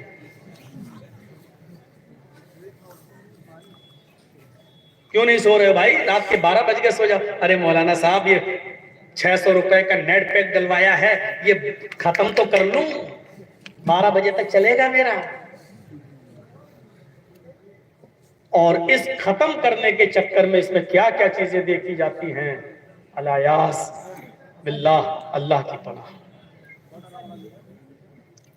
हमें सोचना चाहिए, तो ईमान की ताकत हमारे पास रहनी चाहिए। फिर सुमैया के 2 पैर 2 ऊंट से बांध दिए गए। ये पैर इस ऊंट से बांधा गया, दूसरा पैर दूसरे ऊंट से, एक का चेहरा पूरब की तरफ, दूसरे का चेहरा पश्चिम की तरफ। और सुमैया नबुरदार सुमैया के लिए है, तने तना है, और इसके बावजूद मुकाबला कर रही है। जानती है कि ये दोनों ऊंट भागेंगे, मेरे बीच से 2 टुकड़े हो जाएंगे, मैं चीर दी जाऊंगी। अबू जाल ने कोड़ा उठा लिया। क्या कहता है सुमैया, इन ऊंटों को भगाने वाला हूं, अभी भी समझ ले, अभी भी समझ ले, अभी भी डर जा, अभी भी मोहम्मद के रब पर अपना ईमान छोड़ दे, अभी भी इस्लाम को तर्क कर दे। और सुमैया इस मौके पर अकेली तने तना क्या जवाब देती है, ऐ अबू जहल, ये तो बोलना छोड़ दे कि मैं इस्लाम छोड़ दूं, मैं इस्लाम नहीं छोड़ सकती, ईमान नहीं छोड़ सकती। ऐ अबू जहल, इन ऊंटों को भगाने में तू जितनी देर लगा रहा है, अल्लाह की कसम मुझे अल्लाह की जन्नत में जाने में उतनी देर लग रही है। ये कौन से जुमले थे? और सुमैया को सबके सामने एक जुमला कहने पर किसने मजबूर किया था? वो था ईमान। इसलिए हर आदमी अपना ईमान अपने अंदर टटोले कि वो कितने % है।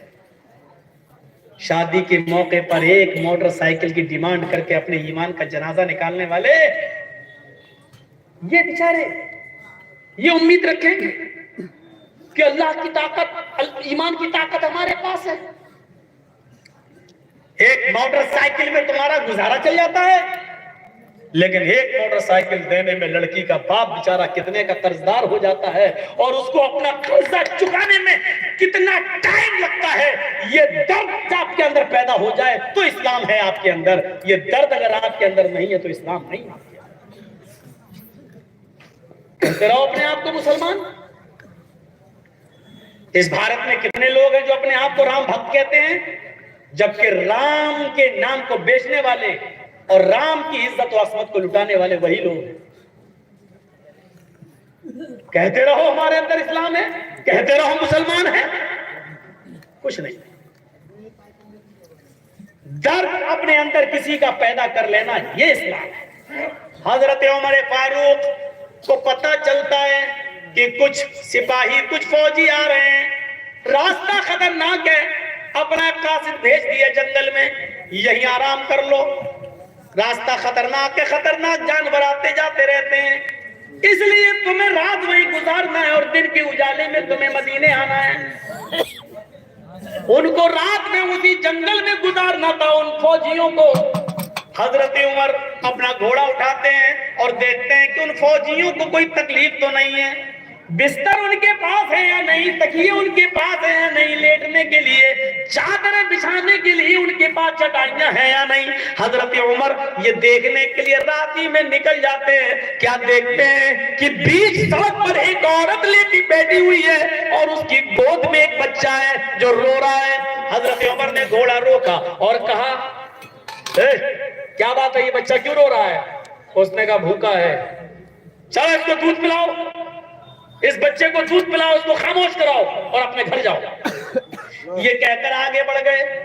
फौज का मुआयना करके और उनका की देखरेख करके जब वापस लौटे, काफी देर के बाद जब वापस लौटे तो क्या देखते हैं, उसी जगह पर वो औरत अभी तक बैठी हुई है और उसका बच्चा रो रहा है। हजरत उमर घोड़े से उतरे, उस औरत के पास गए और कहा, बड़ी निर्दयी माँ हो, बड़ी बेरहम माँ हो, अभी तक बच्चे को रुला रही हो, तुम्हारी पिस्तानों में क्या दूध नहीं है जो इस बच्चे को पिलाकर खामोश कर सको और अपने घर जा सको?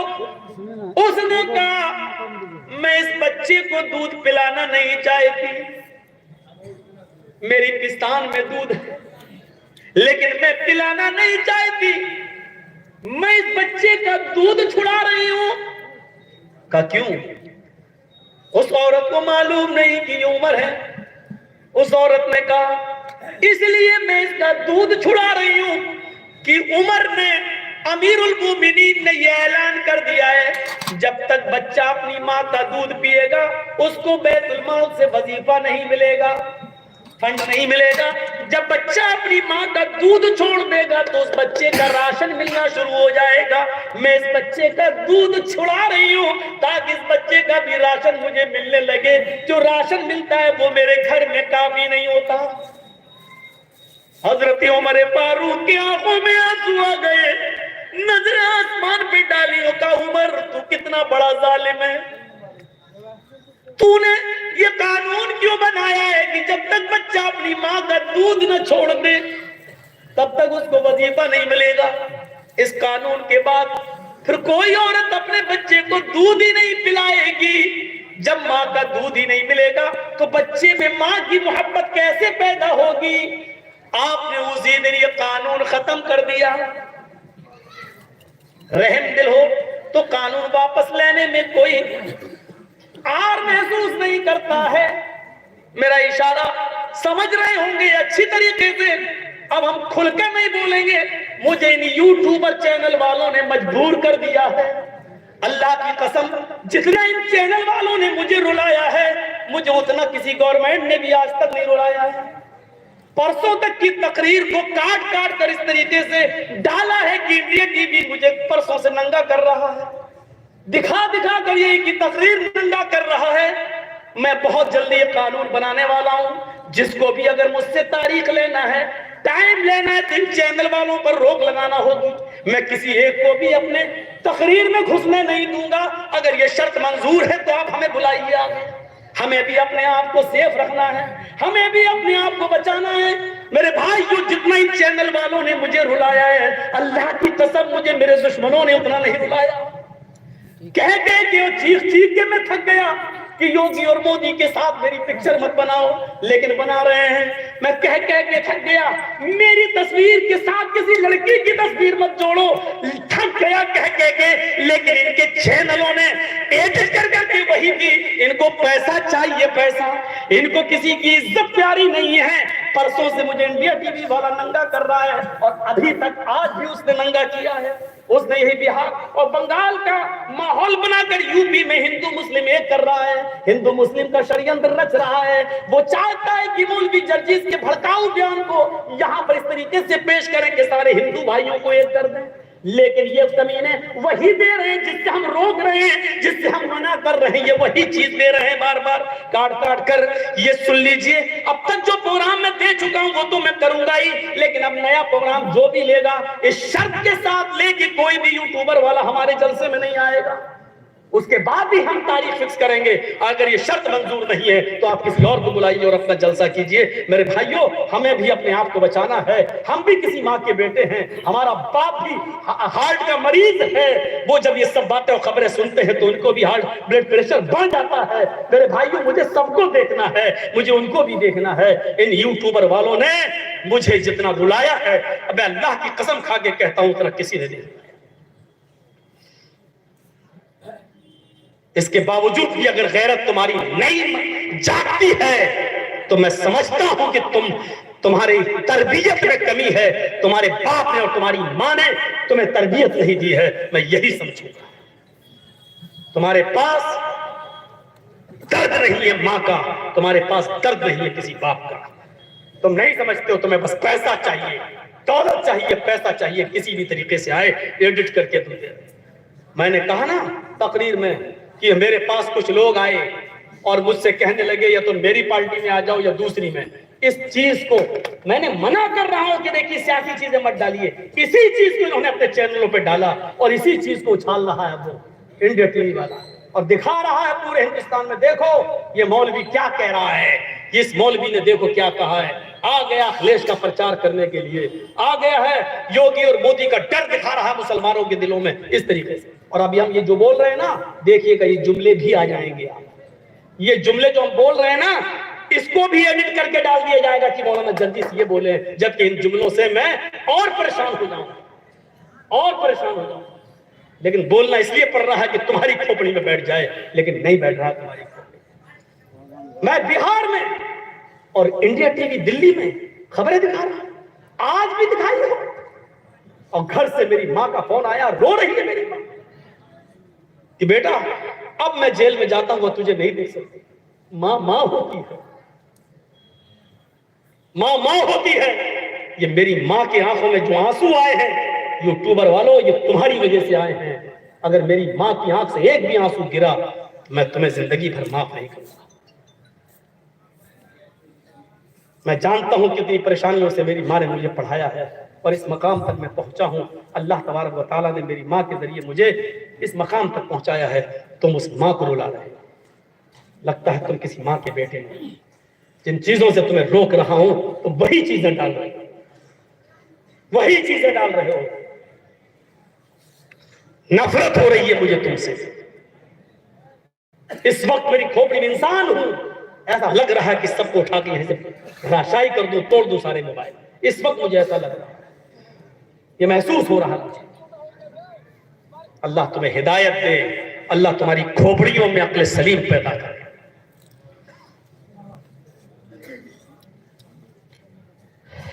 پانی ہے تھوڑا سا؟ لا تشرک باللہ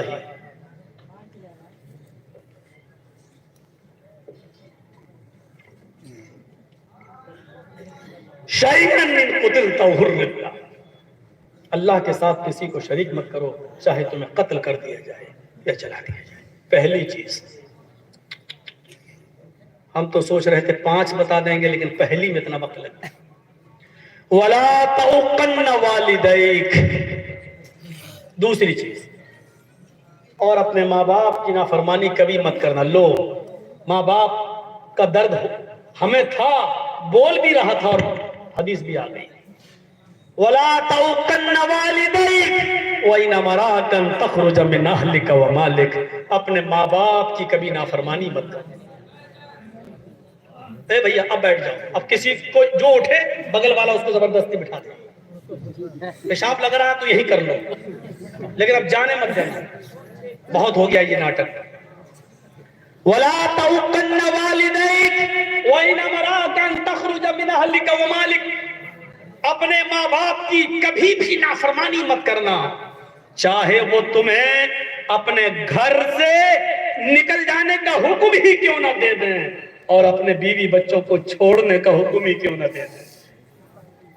بیوی بچوں کو چھوڑنے کا حکم دینا چھوڑ دو، لیکن ماں باپ کی نافرمانی مت کر۔ گھر مکان سے نکال دے، بھاگ، میرا گھر نہیں، تجھے 1 انچ زمین نہیں دوں گا، نکل بھاگ۔ گھر بار چھوڑ دینا، لیکن ماں باپ کی نافرمانی، یہ ہے ماں باپ کا درجہ۔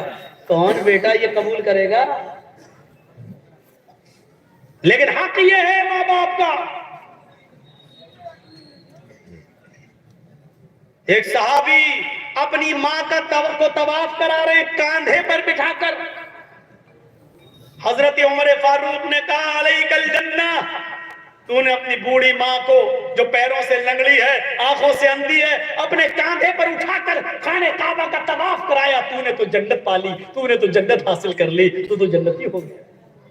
اس صحابی نے کہا امیر المومنین، کیا میری ماں کا حق ادا ہو گیا؟ یعنی اندھی ہے، لنگڑی ہے، اور میں اس کو اپنے کاندھے پر اٹھا کر طواف کرا رہا ہوں، پیشاب پائخانہ کرتی ہے تو میں ہی اس کا پیشاب و پائخانہ دھوتا ہوں، گندگی کو میں صاف کرتا ہوں، کیا ابھی بھی میں نے اپنی ماں کا حق ادا نہیں کیا؟ کیا میری ماں کا حق ادا ہو گیا؟ کیا فرمایا حضرت عمر نے؟ تو نے جنت تو کما لی لیکن ماں کا حق ادا نہیں ہوا۔ کہا کہ اچھا پھر ماں کا حق ادا کب ہوگا؟ حضرت عمر فاروق نے کہا ماں کا حق ادا ہو ہی نہیں سکتا۔ کہا کہ کچھ نہیں، اتنا کام میں کر رہا ہوں، گندگی، غلاظت، ناپاکی، پیشاب پائخانہ سب میں دھو رہا ہوں، اور اپنی ماں کو کاندھے پر بٹھا کر طواف کر رہا ہوں، کیا ابھی بھی میری ماں کا حق ادا نہیں ہوا؟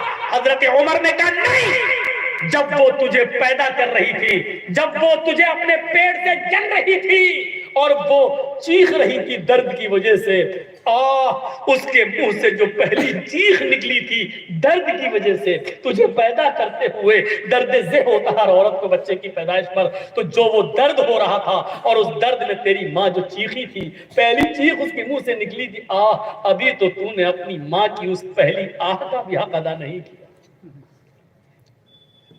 تم اپنی ماں کی پوری زندگی کی حق کی بات کرتے ہو, نہیں کیا. اس نے کہا بس بس بس امیر المومنین, اب میں سمجھ گیا کہ اپنی ماں کا زندگی بھر خدمت کر کے بھی ہم حق ادا نہیں کر سکتے.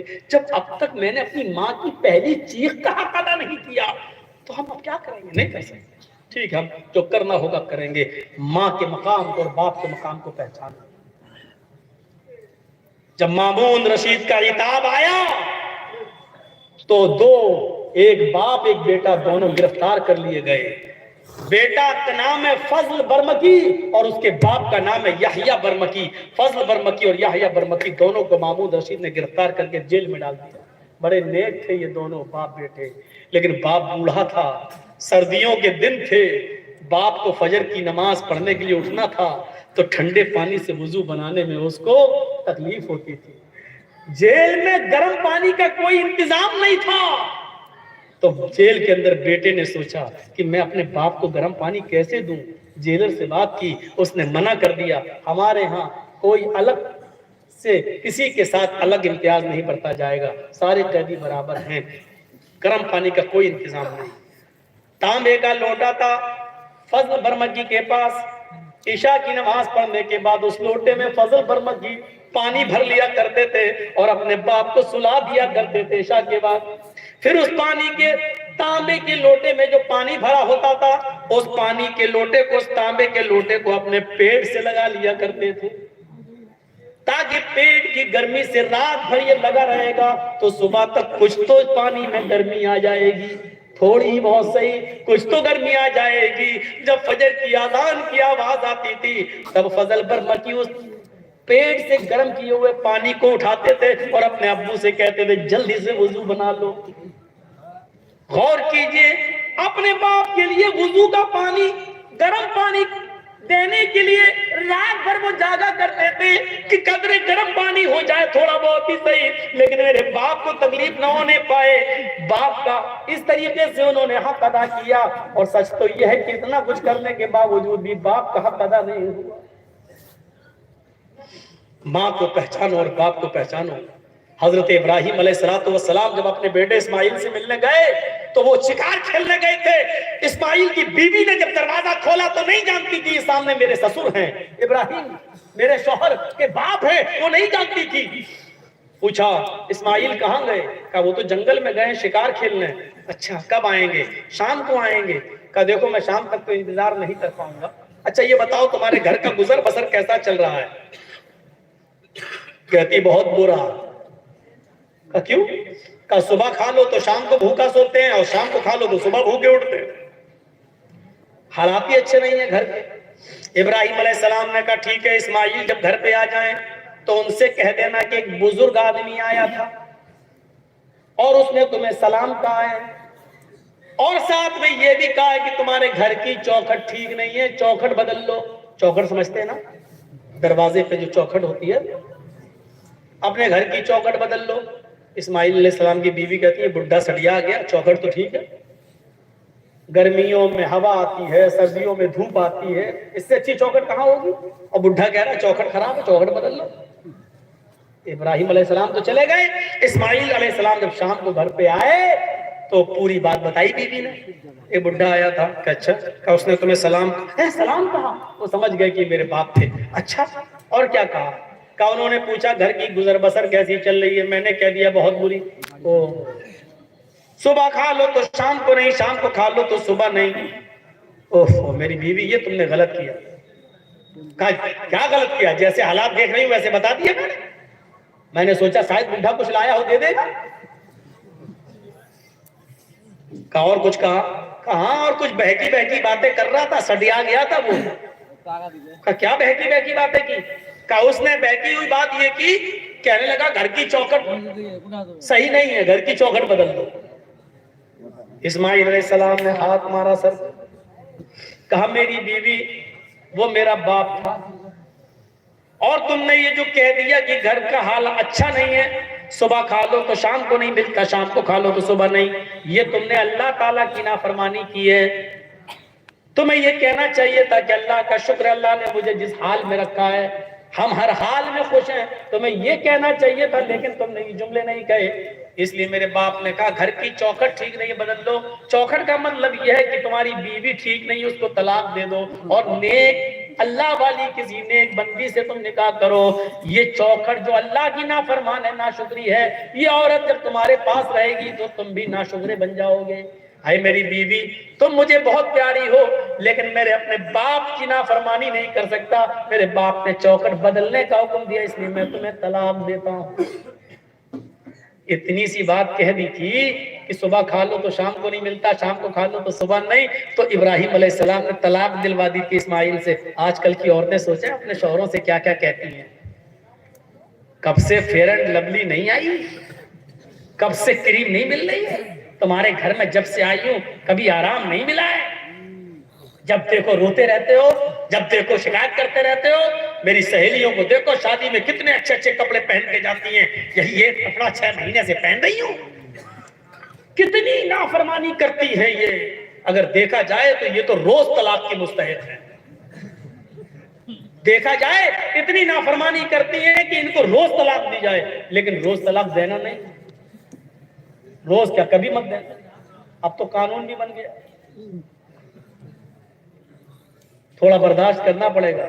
عورت پسلی سے پیدا ہوئی ہے، اللہ کے نبی صلی اللہ علیہ وسلم نے فرمایا کہ عورت آدم علیہ السلام کی پسلی سے پیدا ہوئی، فَإِنَّ خُلِقَتْ مِنْ ضِلَعٍ، عورت کو آدم کی بائیں پسلی سے پیدا کیا گیا ہے، وَإِنَّ أَعْوَجَ مَا فِي الضِّلَعِ أَعْوَجَ، اور پسلیوں اعلاہ، ان اعوج ما فی الضلع اعلاہ، اور پسلیوں میں سب سے اوپر والی پسلی سب سے ٹیڑھی ہوتی ہے۔ یہ پسلی اوپر والی ٹیڑھی ہوتی ہے، ایسی، جب آپ اس کو نکالیں گے کاٹ کے تو یہ پسلی ایسے نکلے گی، یہ ایسے، آپ اس کو سیدھا کرو گے نہیں ہوگی، کریے ایسے کریں گے آپ، اتنی ہوگی بس، اور جو اور کریں گے ٹوٹ جائے گی، سیدھی نہیں ہوگی۔ اللہ کے نبی نے فرمایا کہ فَإِن ذَهَبْتَ تُقِيمُهُ كَسَرْتَهُ، اگر تم اس کو سیدھا کرنے جاؤ گے تو ٹوٹ جائے گی۔ مطلب سمجھ رہے ہو کیا ہے؟ مطلب یہ ہے کہ عورت پسلی سے پیدا ہوئی ہے، جیسے پسلی ٹیڑھی ہوتی ہے عورت بھی ٹیڑھی رہے گی۔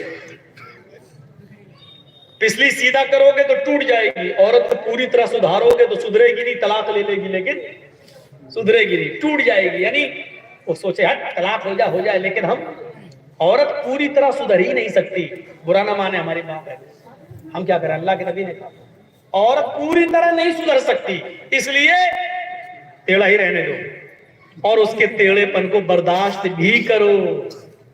اللہ کے رسول نے آپ سے کہا ہے، یہ نہیں کہا زبردستی سیدھا کرو، کیونکہ اگر زبردستی سیدھا ہونے والی ہوتی تو اللہ کے نبی کہہ دیتے سیدھا کرو، لیکن زبردستی سیدھا کرو گے تو سیدھی تو ہوگی نہیں، ٹوٹ جائے گی۔ تو زبردستی سیدھا کرنے سے بھی اگر ٹوٹ رہی ہے، طلاق ہو رہی ہے، اور بچے آپ کے الگ الگ ہو رہے ہیں، تو یہ صورت مت آنے دو، کچھ چیزیں برداشت ہیں، اور کچھ چیزیں اچھی بھی ہوتی ہیں عورت کے اندر۔ آج کہہ رہی ہوں کہ مر جائے مولوی کمینہ، ہمیں ٹیڑھا بتا رہا ہے، تیری بیوی بھی ٹیڑھی ہوگی، ہاں ہے تو کیا کریں؟ آپ کیا سمجھتے ہیں میں آپ کو یہاں ڈانٹتا ہوں، گھر میں ہم کو بھی سننا پڑتا ہے؟ اور کون ایسا آدمی ہے جس کو اپنے گھر میں نہیں سننا پڑتا ہے؟ بتائیے تو ذرا۔ یہ پارلیمنٹ میں جتنے بیٹھے نیتا نا، یہ کرتے ہیں وہ کریں، کیا کریں، گھر میں سب سنتے ہیں، سب کو سننا پڑتی ہے اپنے، بلکہ ان نیتاؤں کی، ان کی بیویاں جتنی نگرانی کرتی کسی کی نہیں کرتی، بار بار پوچھتے ہیں کہاں ہو، ان کو معلوم ہے یہ نیتا ہے نا، کسی اور کے ساتھ نہ لگا ہوا ہو، اس لیے بار بار پوچھتی کہاں ہو، نہیں صاحب یہ پان والے کی، اچھا میری بات کرانا ذرا، بڑا عجیب حال ہے، شک ہے، اچھا میں فلاں کی دکان پہ ہوں ذرا جوتا خرید رہا ہوں، اچھا ذرا جوتے والے سے میری بات کرانا، جوتے والا فری میں مزے لے رہا, بیوی تیری نیتا کی میں بات کرنے کا مجھے مل رہا. عجیب عجیب صورتحال پیدا ہو گئی, نگرانیاں ہو رہی ہیں, سب کو سننا پڑتی ہے. حضرت عمر فاروق کے پاس ایک صحابی آئے, اپنی بیوی کی شکایت لے کر, دروازہ کھٹکھٹایا, سوچا گھر کے اندر ہے, وہ باہر بیٹھ گئے, ابھی نکلیں گے حضرت عمر. بیٹھ گئے, تھوڑی دیر کے بعد کیا دیکھتے ہیں, گھر میں آوازیں آ رہی ہیں. ان نے کان لگایا تھی دروازے سے, تو کیا دیکھ رہے ہیں, عمر فاروق کی بیوی عمر پہ برس رہی ہے. چلے جاتے ہو, بیٹھے رہتے ہو خلافت میں, ادھر گئے ادھر گئے, کھانا کون لے کے آئے گا, پکنے کو کون لے کے آئے گا, بچوں کا کیا ہوگا, بچوں کی پڑھائی, بچوں کا کھانا پانی, بچوں کے کپڑے لتے, کیا ہے تمہیں کوئی فکر ہے؟ جب دیکھو غریبوں کے پیچھے لے کے رہتے ہو, کون ضرورت مند ہے, دوسروں کی ضرورت پوری کر رہے ہو, اپنے گھر کی فکر نہیں. حضرت عمر سن رہے گردن, اس نے دیکھا ہے یہ کیا کریں گے, دور ہماری شکایت, ہم تو اپنی بیوی کی شکایت لے کے آئے, یہ کیا کریں گے, بوڑھ کے چلا گیا, جانے لگا. حضرت عمر فاروق تھوڑی دیر کے بعد نکلے, دیکھا وہ جا رہا ہے, اس کو بلایا, آواز دے گئے, مسٹر ادھر ہو. کیا تم آئے تھے؟ کہ ہاں. کس لیے؟ کہ کچھ نہیں, وہ اب میں جا رہا ہوں. ارے تم کچھ شکایت لے کے آئے تھے نا؟ نہیں نہیں نہیں, اب میں جا رہا ہوں. بتاتے کیوں نہیں ہو, آئے تھے شکایت لے کے چل دیے, کچھ بات ہو تو بتاؤ نا, کیا بات ہے, میں امیر المومنین ہوں, لوگوں کا خادم ہوں, میں آپ کے کام کے لیے بیٹھا ہوا ہوں, بتاؤ کیا ضرورت ہے. کہنے لگا, امیر المومنین جس کام کے لیے آیا تھا وہ کام آپ کے بس کا نہیں ہے. میرے بس کا نہیں, کہا میں دیکھ لیا ہوں, اب مجھے جانے دیجیے. کہا ہوا کیا یہ تو بتاؤ. کہا امیر المومنین میری بیوی میرے اوپر روز چڑھ جاتی ہے, ڈانٹتی ہے, پھٹکارتی ہے, الٹا سیدھا بولتی ہے, میں اپنی بیوی کی شکایت لے کے آیا تھا, لیکن دیکھ رہا ہوں کان لگا کے سنا تو آپ کی بیوی آپ کو ڈانٹ رہی ہے, الٹی گنگا بہ رہی ہے. آپ کچھ بول ہی رہے, آپ سن رہے چپ چاپ خاموش بیٹھے. 22 لاکھ مربع میل پر حکومت کرنے والا بھی اپنی بیوی کی سن رہا ہے. یہ تو شکر منائے کہ اس کی بیوی ہے نہیں, ورنہ آدھی پریشانیاں دور ہو گئی ہوتی. کیونکہ جو آدمی بیوی کی پریشانیاں سہ چکا ہو وہ آدمی جانتا پریشانی کیا ہے. اس لیے جس کو گھر میں پریشان کرنے والی بیوی نہیں ہوتی وہ دوسروں کو پریشان کرتا ہے. دیکھنا اس جملے کو کیسے ایڈٹ کریں گے لوگ,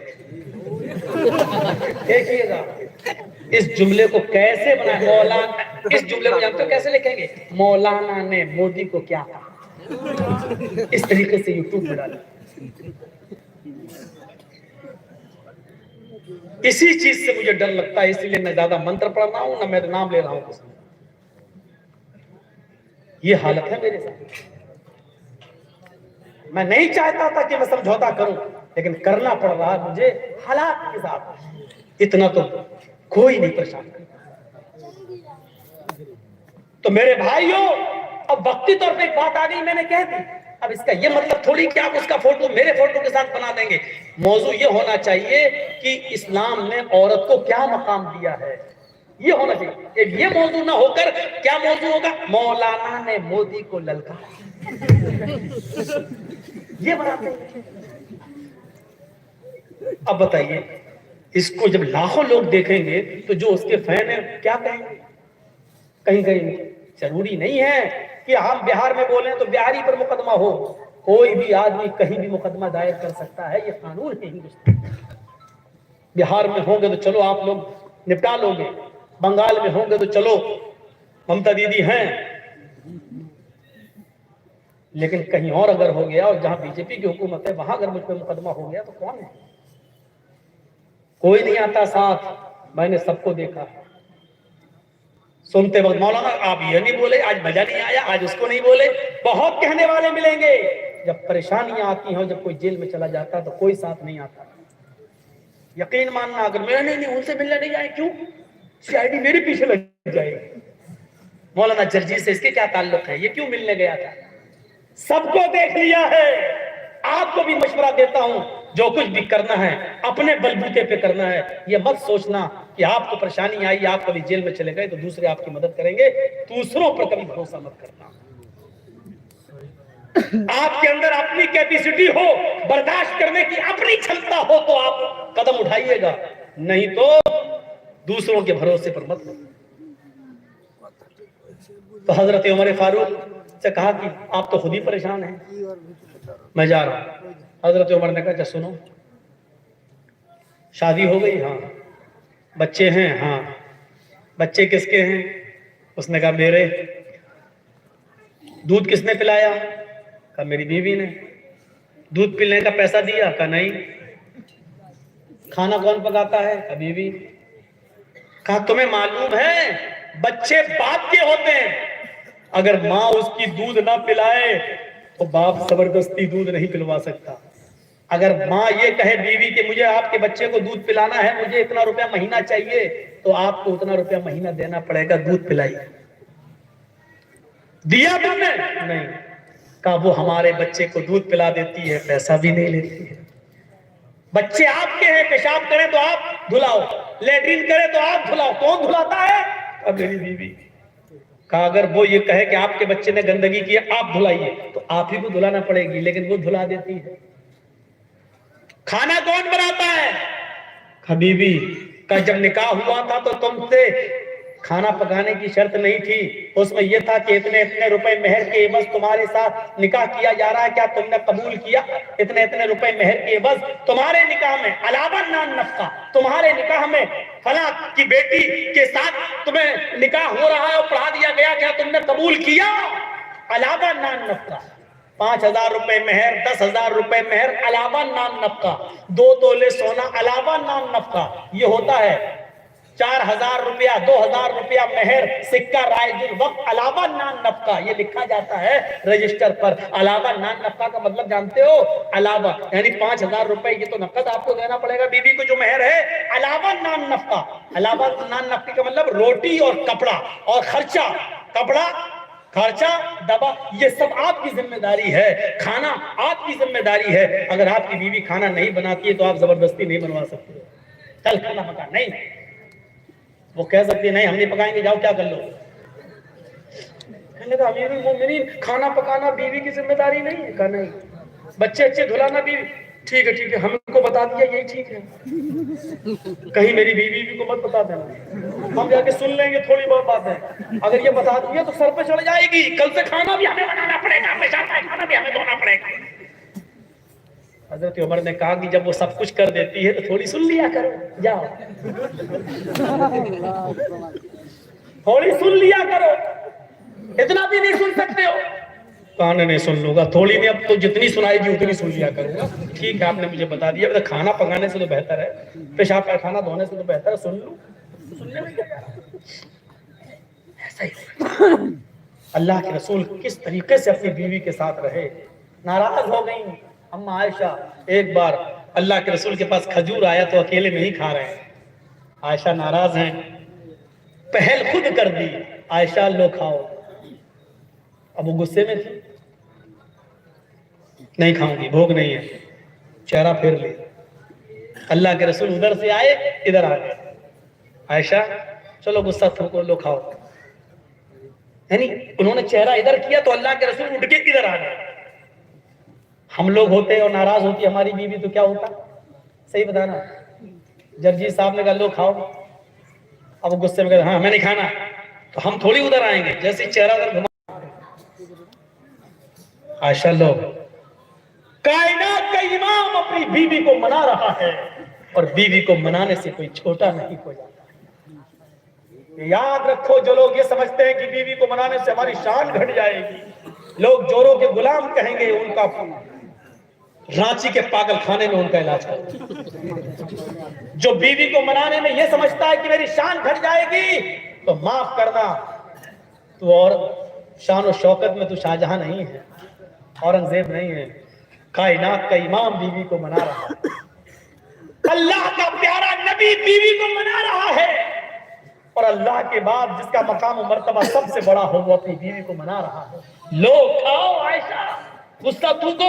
انہوں نے پھر ادھر چہرہ کر لیا، میں نے کہا نا کہ مجھے بھوک نہیں لگ رہی ہے، پھر چہرہ ادھر آ گئے، اب گلے میں ہاتھ ڈال لیا، سر پہ، عائشہ نہیں، چلو منہ کھولو۔ اب آپ یہ بھی نہیں کہہ رہے لو، اب آپ کیا کہہ رہے منہ کھولو، چلو کلی بسم اللہ، چلو اللہ کا نام لے کر کھاؤ۔ حضرت عائشہ بھی جانتی تھی کہ زیادہ نہیں کہلوانا چاہیے، 1-2 بار ہو گیا، 3 بار سے زیادہ ہونا بھی نہیں چاہیے، تو وہ بھی اب مان گئی، لیکن طنز بھرا جملہ پھر بھی کہہ دیا، لوگ چلو منہ کھولو، کلی بسم اللہ، اللہ کا نام لے کے کھاؤ، ایسا لگ رہا ہے جیسے اس سے پہلے میں اپنے باپ کا نام لے کے کھاتی تھی، کھا لیا، ہنسنے لگی، دونوں مسکرا دیے۔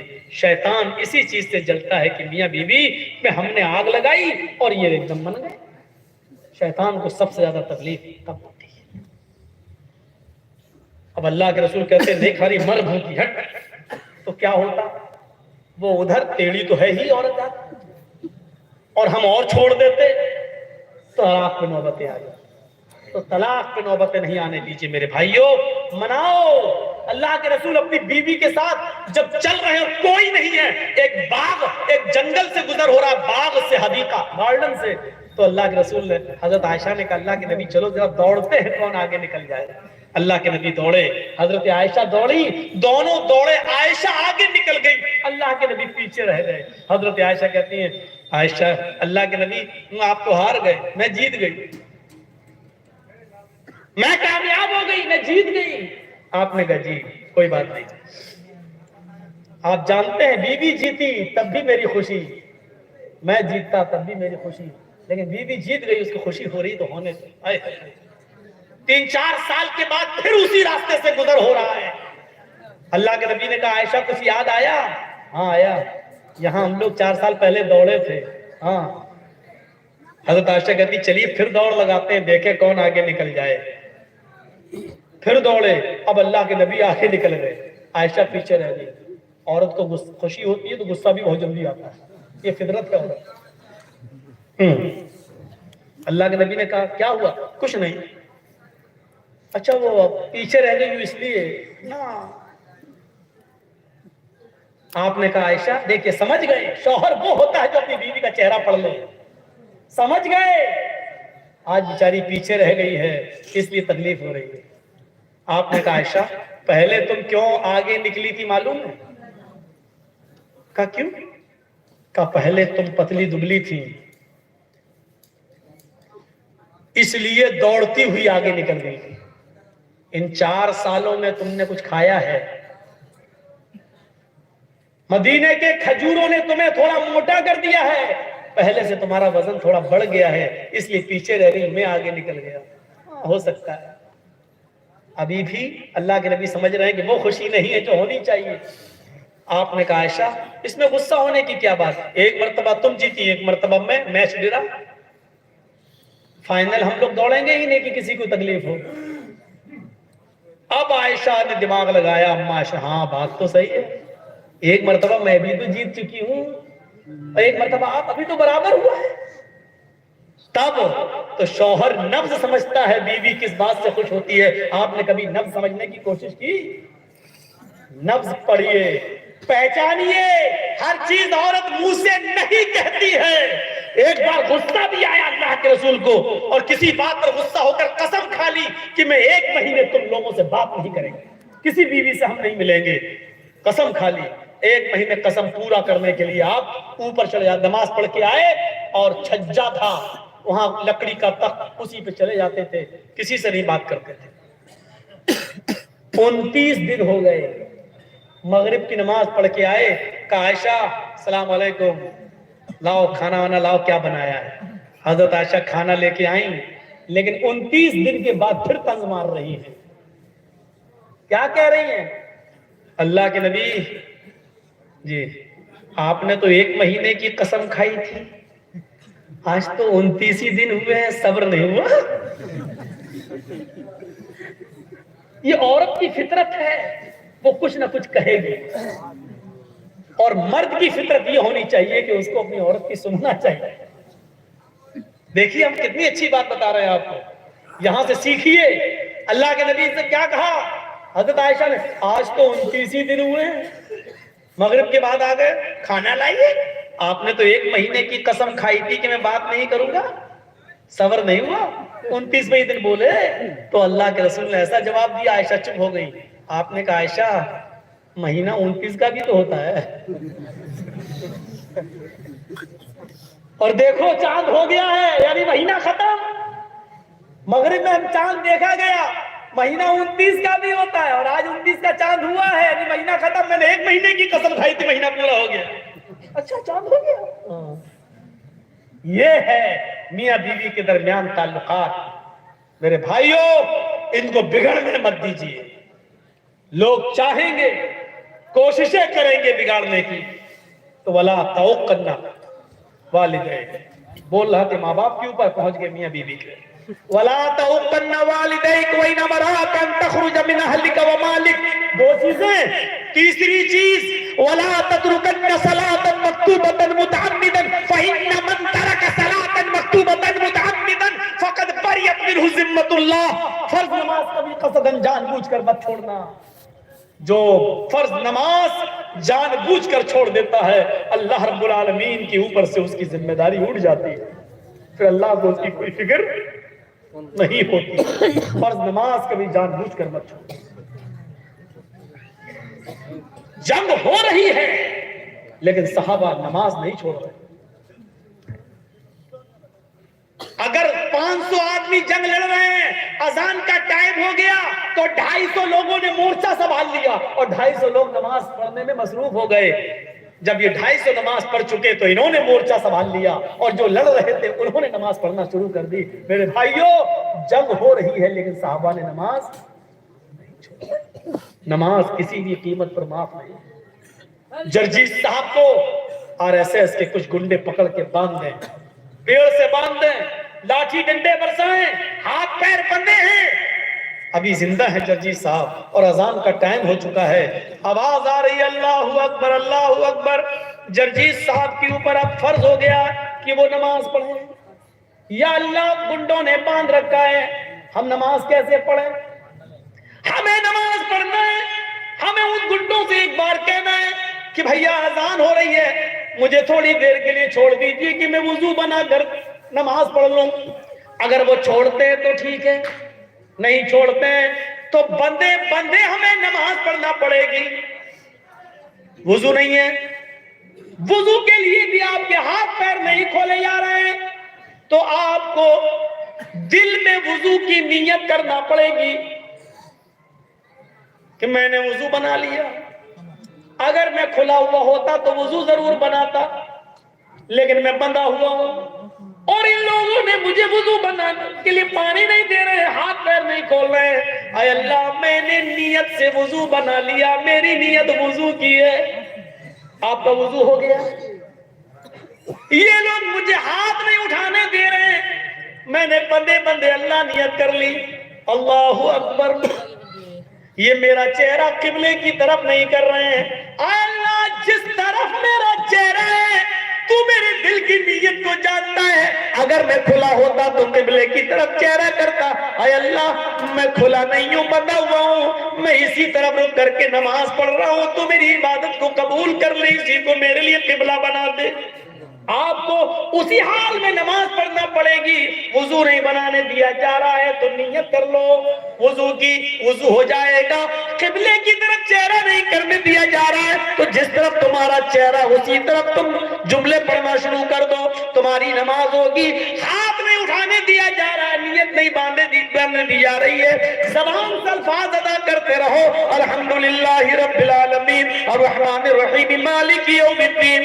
آپ کی نماز ادا ہو جائے گی.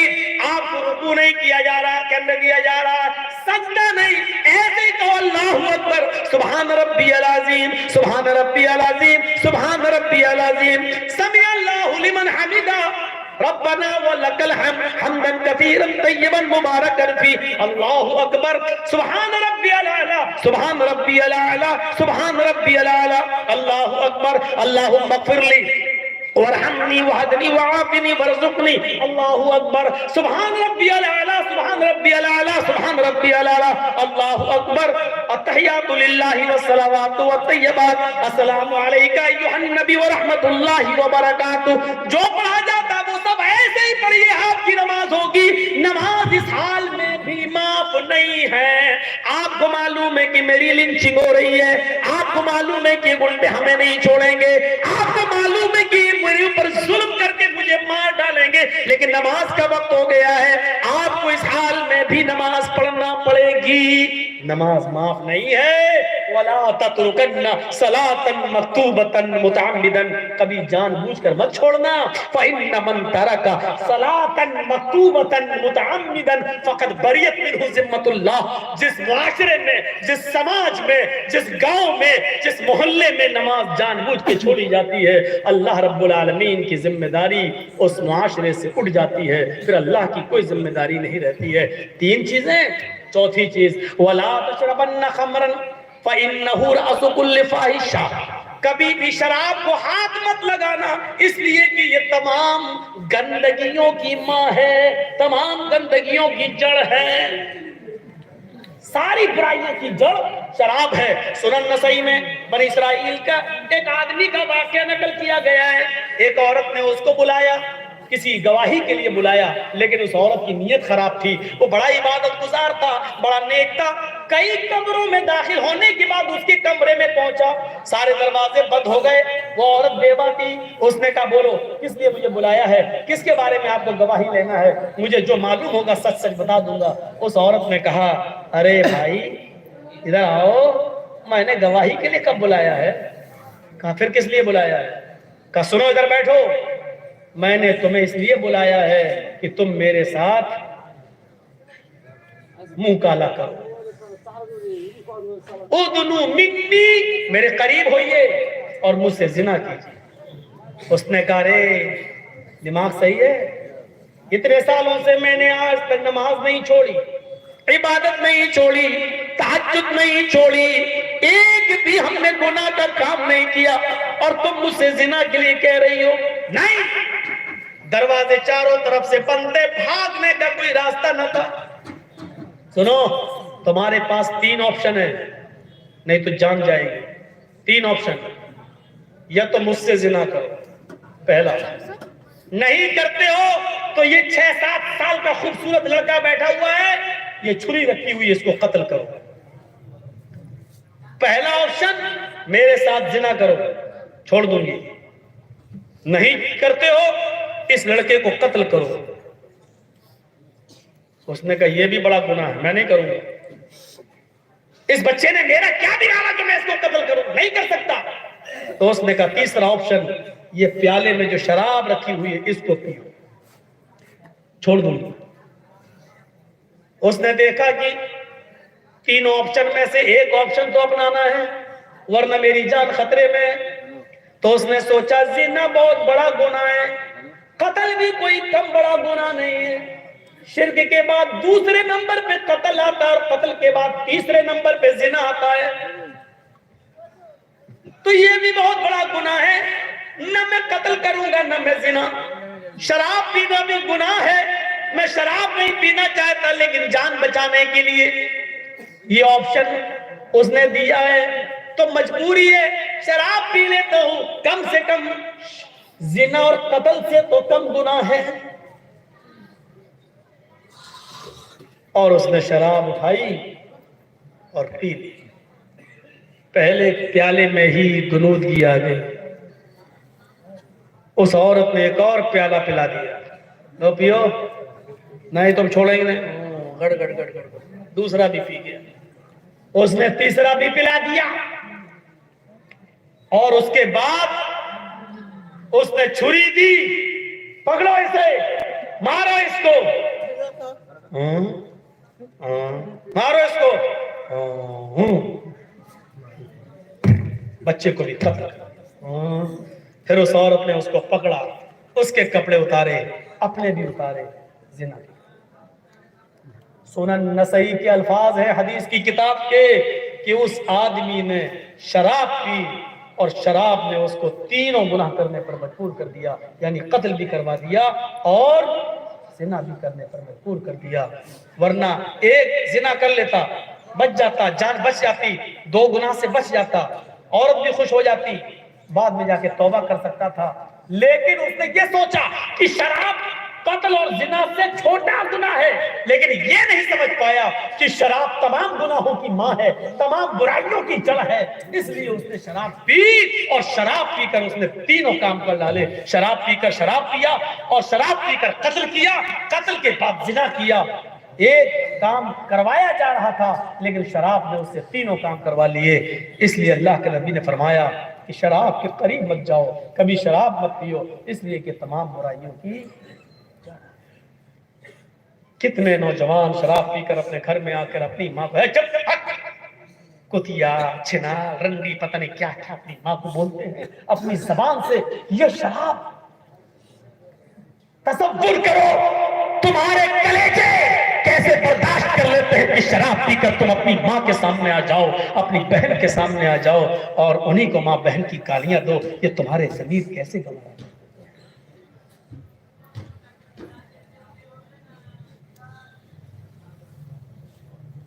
وَلَا تَشْرَبَنَّ خَمْرًا فَإِنَّهُ رَأْسُ كُلِّ فَاحِشَةٍ، چوتھی چیز ہے۔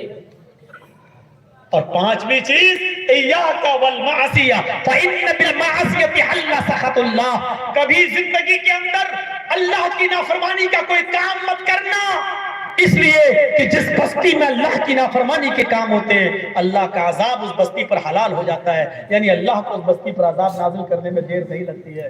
نافرمانی کے کام ہو رہے ہیں نا، اس لیے بارش روک دی جاتی ہے۔ جب نافرمانی کے کام زیادہ ہوتے ہیں تو گاؤں سے برکتیں اٹھا لی جاتی ہیں، جب نافرمانی کے کام زیادہ ہوتے ہیں تو ظالم حکمراں ہمارے اوپر مسلط ہو جاتے ہیں۔ آج ہم رو رہے ہیں، چیخ رہے ہیں، چلا رہے ہیں، ایسا کبھی زندگی میں نہیں ہوا، اس طریقے کی ہم نے کبھی دن نہیں دیکھے۔ آج یہ دن کیوں دیکھنا پڑ رہے ہیں؟ یہ تو اللہ کے نبی نے فرمایا تھا اعمالکم اموالکم، جیسے تم عمل کرو گے ویسے ہم تمہارے اوپر حکمراں بٹھا دیں گے۔ ہمارے عمل اچھے ہوتے تو اچھے لوگ ہمارے اوپر حکومت کرتے، ہمارے عمل برے ہیں اس لیے برے لوگوں کو اللہ تعالیٰ نے ہمارے اوپر مسلط کر دیا ہے۔ جس بستی میں اللہ کی نافرمانیاں زیادہ ہوتی ہیں اس بستی پر اللہ کا عذاب حلال ہو جاتا ہے، اللہ رب العالمین اس بستی پر عذاب نازل کر دیتا ہے۔ ڈرو، ان پانچوں چیزوں کو اپنے ذہن میں رکھو، شرک نہ کرنا، ماں باپ کی نافرمانی مت کرنا، فرض نماز کبھی قصداً جان بوجھ کر مت چھوڑنا، شراب مت پینا اور اللہ کی نافرمانی کا کوئی کام مت کرنا۔ پانچ چیزیں میں نے اختصار کے ساتھ بتائی ہیں، پانچ رہ گئی ہیں، پھر کبھی کسی دوسرے موقع پر پورا کروں گا کیونکہ 3 بجنے والے ہیں اور میں 2 گھنٹہ پونے 2 گھنٹے سے زیادہ نہیں بولتا ہوں۔ تو ہم اللہ تعالیٰ سے دعا کرتے ہیں کہ بار الہ تو ہماری خطاؤں کو معاف فرما دے، ہمارے گناہوں کو بخش دے، ہم جمیع مسلمانوں پر رحم فرما۔ بار الہ ہم تمام مسلمانوں کے اندر اسلام پورا داخل فرما دے۔